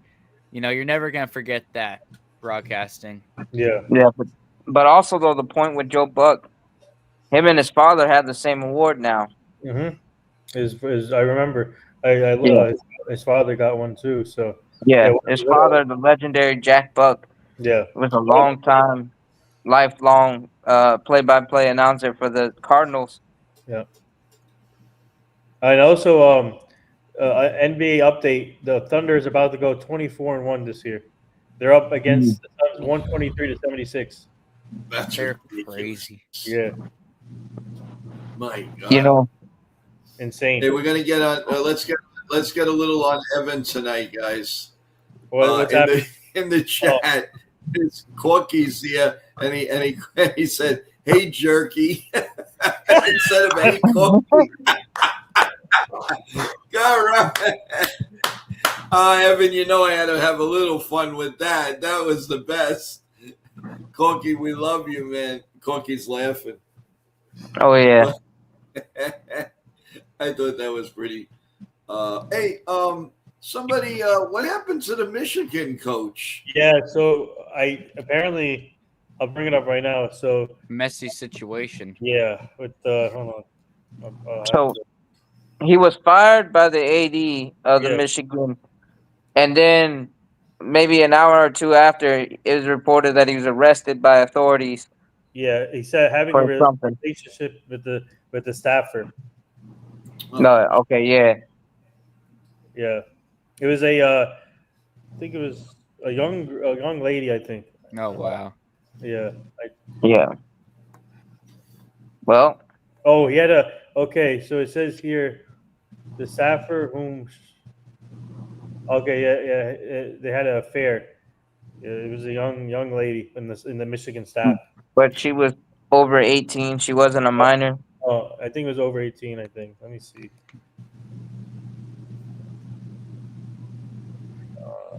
Because I mean, you know, a lot of colleges ever since that whole blow Yeah, up at Penn State in the early 2000s, the Jerry Sandusky, yeah.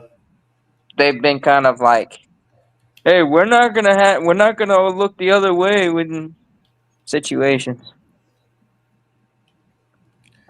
I'm trying to see how the girl looks young though. It's like a college student to me.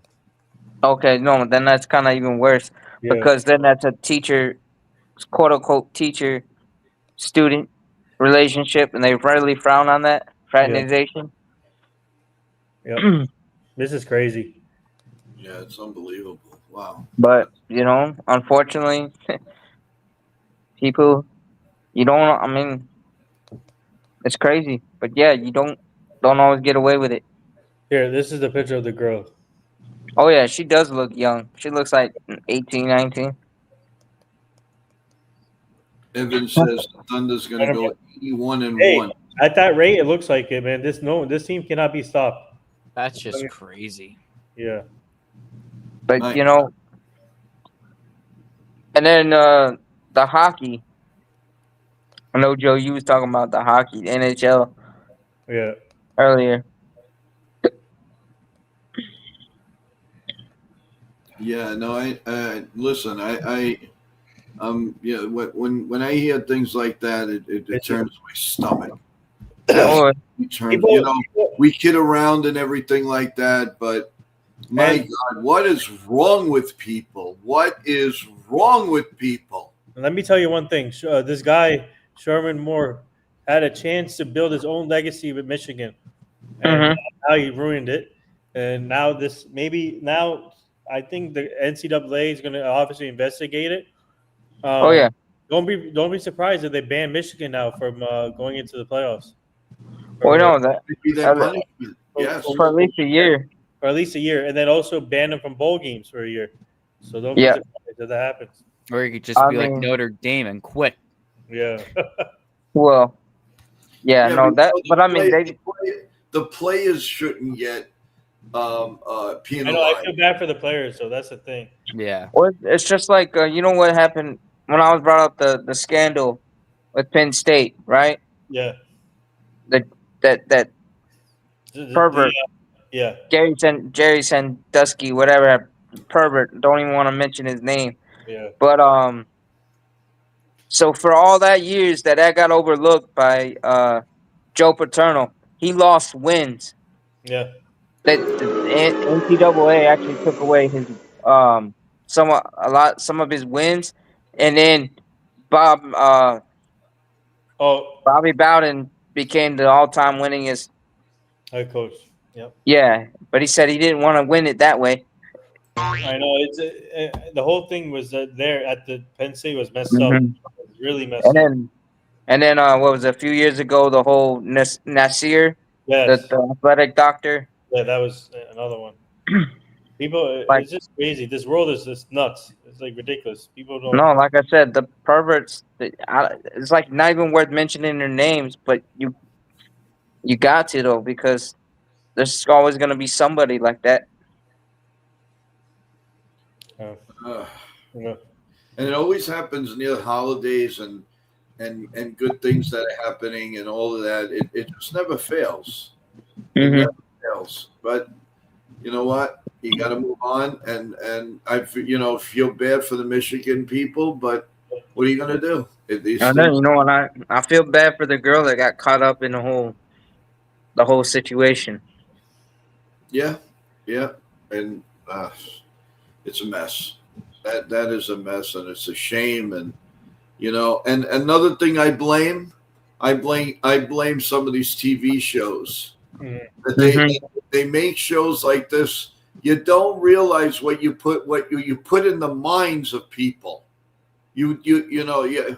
I understand people don't take it as a movie.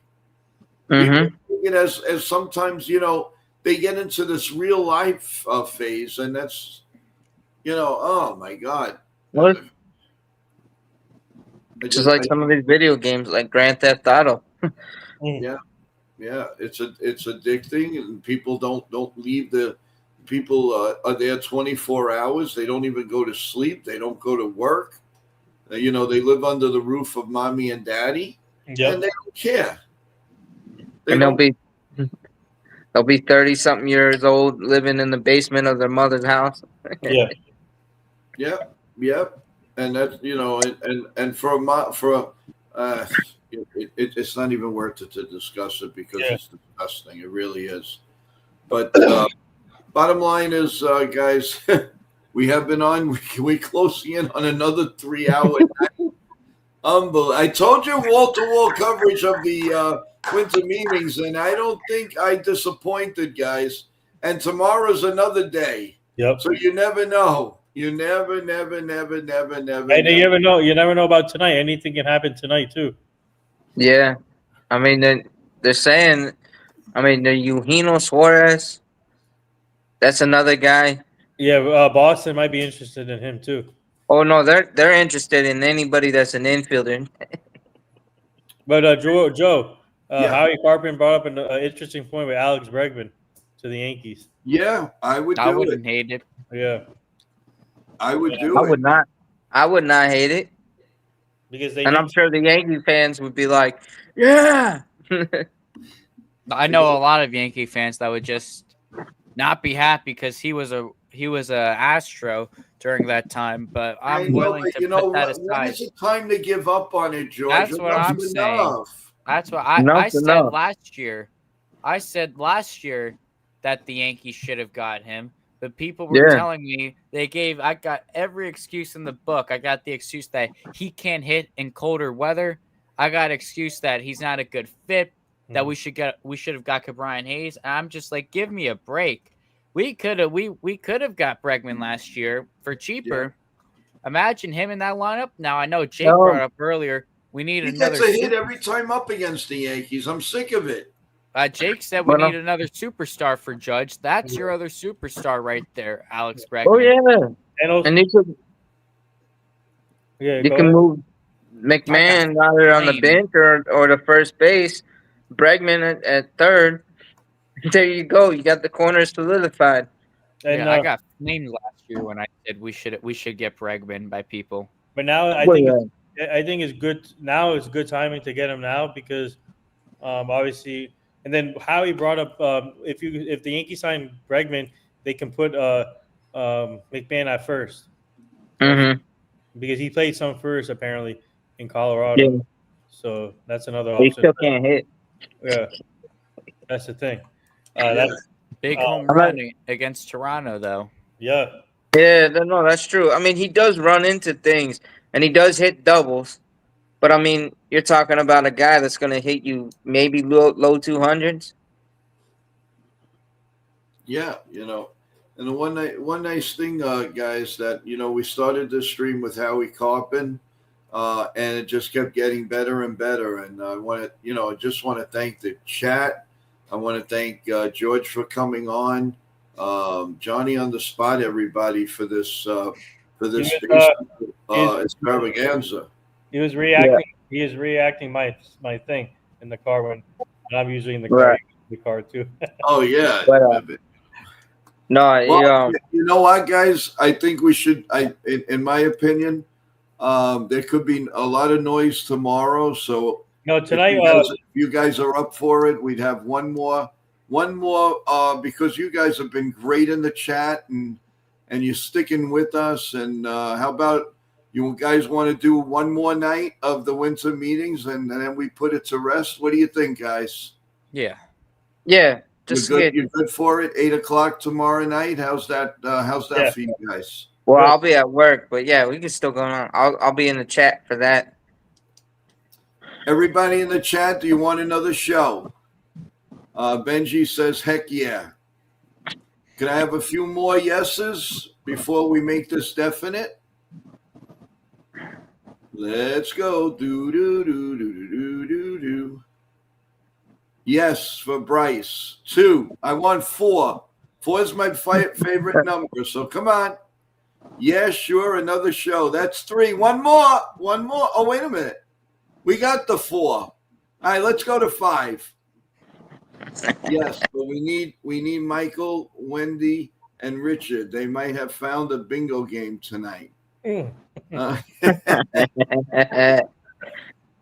You guys have really rocked it for us this week. I can't say enough. Since Sunday night, you guys have been rocking it, and a lot more to come, guys. Not only this, but Christmas entertainment that we're gonna do. Don't forget, I'm doing the final match and all of what do you call SmackDown? Listen to me. Saturday night's main event. We're calling live right here on Mania. I can't talk anymore. I'm that tired. But you know what, guys? In like 5 minutes, I'll forget about it because I have my Lavazza coffee, so I'm okay now. So there's so much here. But you guys want another night? You got it. Yeah. 8:00 tomorrow night. Same bat time, same bat channel. The only thing is Batman and Robin won't come. We're gonna have people like Nitin and George, and we'll move on. Hopefully Evan could come on. what's your name there, Sean? Sean, you I'll be at work. come home from work. You'll be on. George, are you cool for tomorrow night? Maybe. Yeah. But no, did you see Nessa's comment? Hold on. I'm waiting on Cashman. Hold on. We're gonna wait for Cashman. We're gonna be starving for the next. Christmas and New Year's will come. There won't be any turkey left. We won't be able to do any shopping if we wait for Cashman. Have you heard something? Appreciate the content, interviews, and sports coverage from a variety of great hosts. Well, thank you, Benji. And I hope you send it out to people. Please, if you have social media, send out the link. Let everybody know, everyone. Because we need it all. I want 1,000 subs by Yankee opening day. We can do this, guys. We can do it. So let's rah-rah the show between all the live events and everything that's going on. By the way, George, I'm going to put you on the spot right here. Are you going to call another football game? I will probably do a 4:00 game again on Sunday. Yes. Okay. Do you have an idea yet? I will glance at the schedule and I will get back to you ASAP. Okay. Yeah. So you heard that here, you heard that here first, guys. George will do a game on Sunday, and a football game live. So we have the wrestling live on play-by-play on Saturday night at 8 p.m. prime time, and then we're going to have a football on Sunday, and Monday's up in the air right now. We're waiting on Evan. So George, a good game for you to call is the Lions Rams or Colts Seahawks. Oh, we're gonna have to go. Is this 4:00 games? Yeah, 4:25. Gonna have to go Lions Rams. Okay. Definitely. Or you have. Oh yeah, that's gonna be a good one. Also, you have Packers and Broncos too as an option. I'll stick with Lions Rams. Okay. So are we making that definite? Yes. Okay. All right. You heard it here, folks. Come there at 4:25 on Sunday, December 13th. 4:25. We're gonna call the Lions versus the Rams with your host, Are you serious? George Yeah. and Joe. Oh wow! Bring that up. Holy Christmas! Wow! Merry Christmas! Go ahead, read it, my boy. So my team and I we just confirmed. All of us just confirmed it. My good friend and former Toronto Blue Jays outfielder Shannon Stewart for tomorrow at 10 a.m. Eastern. He'll be joining the show tomorrow, guys. Former Toronto Blue Jays outfielder Shannon Stewart. Very good outfielder. Very good center fielder. And a Yankee killer. Yeah, A Yankee killer, a Red Sox killer. Yeah. Hey guys, there you go. Let me understand. Did he win the World Series in 93, 94? Nothing or no? Let me see. Or was he later? I don't know if he was a little bit later. Check. I think it was later. I thought. No, he didn't win the World Series. No, okay. But no, he's a great guy to work with. You guys are gonna enjoy him tomorrow. So stay tuned. Stewart was the beast. Nitin got the black book open these days. Nice get. Wow, Shannon Stewart on Thursday and Andrew, two great center fielders. Hey, if back Nitin, to back and belly to belly. Hey. there you go. But if Nitin was the GM of the Yankees, we'd have moves by now. Yes. That's thank you, Nitin, and your team. Yeah. That's amazing. That's great. Well, you made me get more work. I got to put a short out now. You humpy. Oh man! Don't be a humbug. I'll tell you a story. Don't mention this tomorrow. But Shannon, he was kind of hesitant at first, but I told him that we usually get all the guests for you guys, and then I told him that we booked Andrew Jones for Friday, and he got excited. So now he's excited to come on for tomorrow. Oh, so I can right. just tell him what's the matter. We're not good enough for No, you. he likes some players, how some players are. They like to see the work first. Yes. But once I told him that we get all the guests for you guys, and then we also told him that we booked Andrew Jones for Friday. That's when he started to change his mind. So I'm starting to feel important here, guys. I like it. This is fun. This is real good fun. All my hard work is paying off. Thanks to these guys right in front of me, each and every one. Wow, Shannon Stewart's a good call. I like it, and he used to kill us, and I'm gonna make him pay for that one.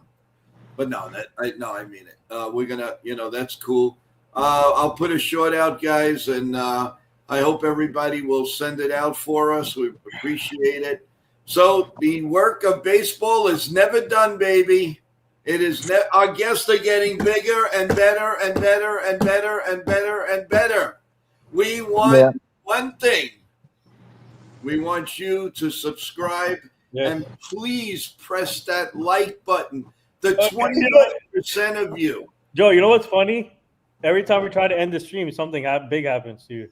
Yeah, I think you do this on purpose. You just want to be on the. This guy wants to be on the air 24/7, 24. If we had an 8-day, we'd be in trouble.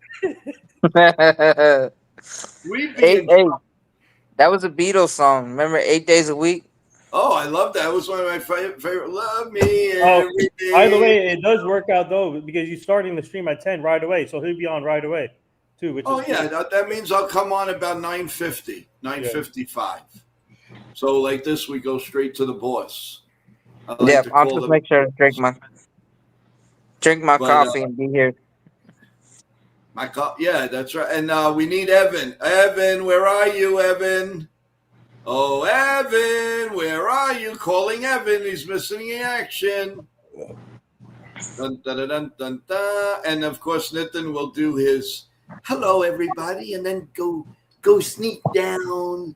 And then he's in his little cocoon, and he's listening to everything. And then he gives me either a thumbs up or a thumbs down. And then right at the end, we have a guest for you. I mean, we have a surprise for you. And Nitin pops up.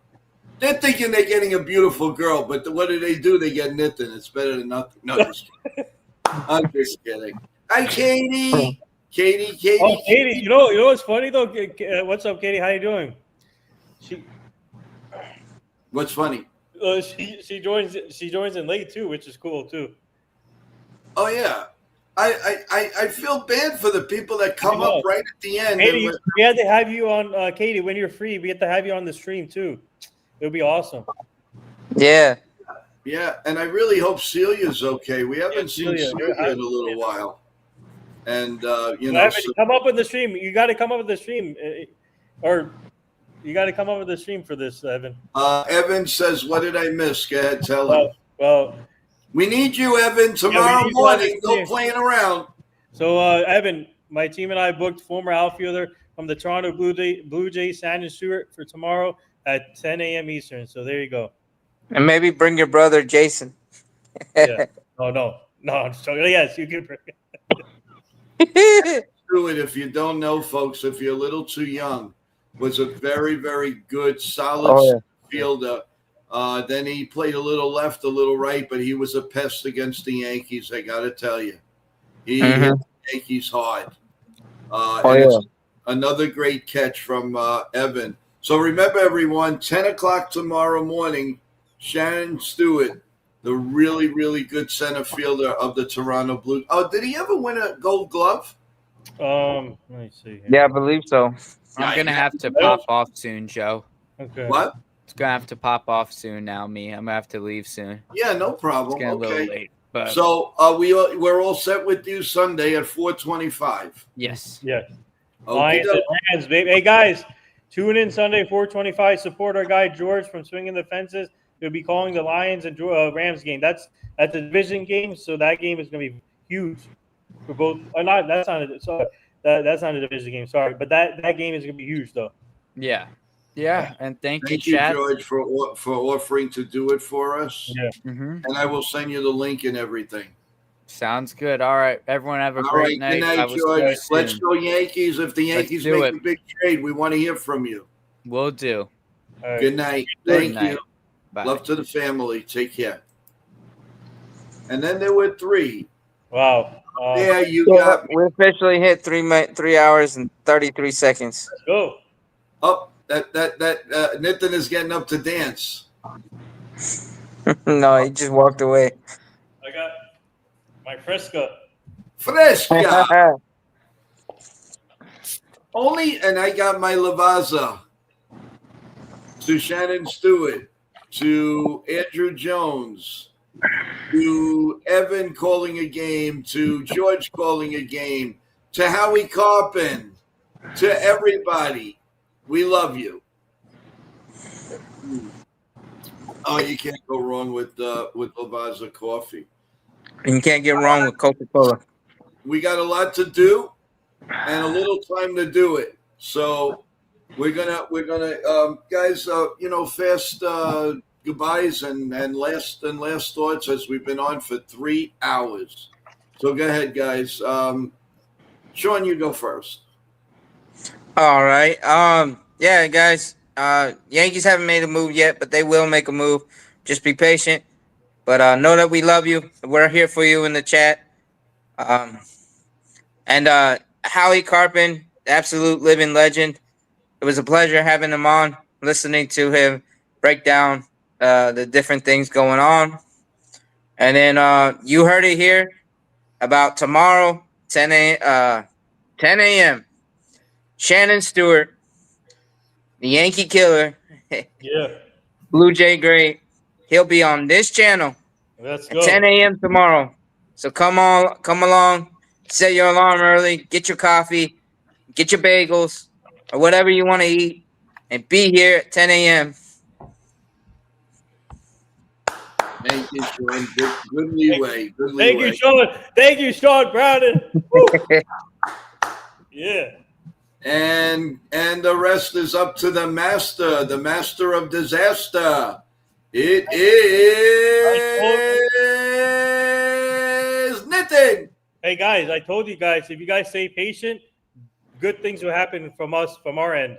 And guess what? We gave you guys back-to-back outfielders on Thursday and Friday. It doesn't get any better than that. So, guys, you guys have to say this is too early Christmas gifts for all of you guys. So tomorrow, you're in for a treat with Shannon Stewart, and then Friday, also Andrew Jones. So please, guys, tune in tomorrow and get your questions ready for tomorrow and Friday. But great stream, guys, over 3.5 hours. Over 3 hours. Obviously, starting with Howie Karpin. What a great guy, man, and glad that I'm connected with him. Thank you, Joe. And also now, after that, we had obviously talking all the hot stove and Yankees went to meetings. So this was awesome. Great job, George from Swinging the Fences, Johnny Salami, Sean, obviously, Evan, Joe. Everybody's doing a great job. So good job. This was awesome. No, this is awesome, and you make it even awesome. Awesome, if there's a word, awesome. So look what Evan said here. He said, more research for me to do. Thanks, Nitin. LOL. I thought my homework was done. I guess not. And what about me? I got to put together another short, and I got to put together a link. And it's 10 o'clock. It's past my bedtime. Yeah, okay. So we're doing big things. I can do the short. Big things here. Big things. This show is growing at a rapid pace, and my team and I are fully invested in your stuff. And this is a cheers to all of you guys. For all of you guys. Right. But yeah. Well, you can do a short no matter what.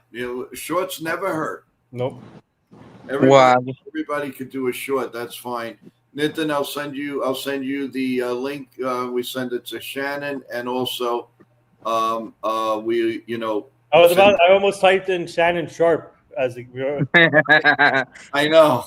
Actually, we can try and get you guys that later on, but down the line. Oh, Shannon Sharp would be not right. Can we get Shannon and Sterling? Maybe get both brothers. Yeah. Hall of Yeah. Famers. Hall of Famer. Hall of Famers, baby. Who was it? Somebody asked, can Nitin bring on some wrestlers? Yes. Actually, We're working on it. yeah. Stay tuned. Don't. I'm not even gonna say anything. Stay tuned. Yeah, we're working Yeah. on it, guys. Oh, You'll know one. one other a program note before I go. The Friday, the Friday NBA preview show for this week will be starting at 6 p.m., not 7 p.m. Only for this week, 6 p.m., guys. So make a note of that. I will again put a stream out that you'll make sure you'll know. And of course, if you subscribe, you won't miss any notifications. Press that button. You guys. With that in mind, everyone, Mhm. thank you so much. We've got some work to do now. God bless you all. God bless America. We love you. And we will see you tomorrow morning, probably a little bit before 10 a.m. And then we'll have a really nice interview with Shannon Stewart. I hope. Blue Hope Jay. by tomorrow the Yankees make the moves or someone. Yeah, maybe while we're talking with Shannon, the Yankees will actually make a move. Yeah. We hope. Guys, thank you so much. Good night, and we'll see you tomorrow morning at 10 a.m. Yep. Good night, everyone. Thank you so much. You guys are the best. Press that like button on your way out. And subscribe.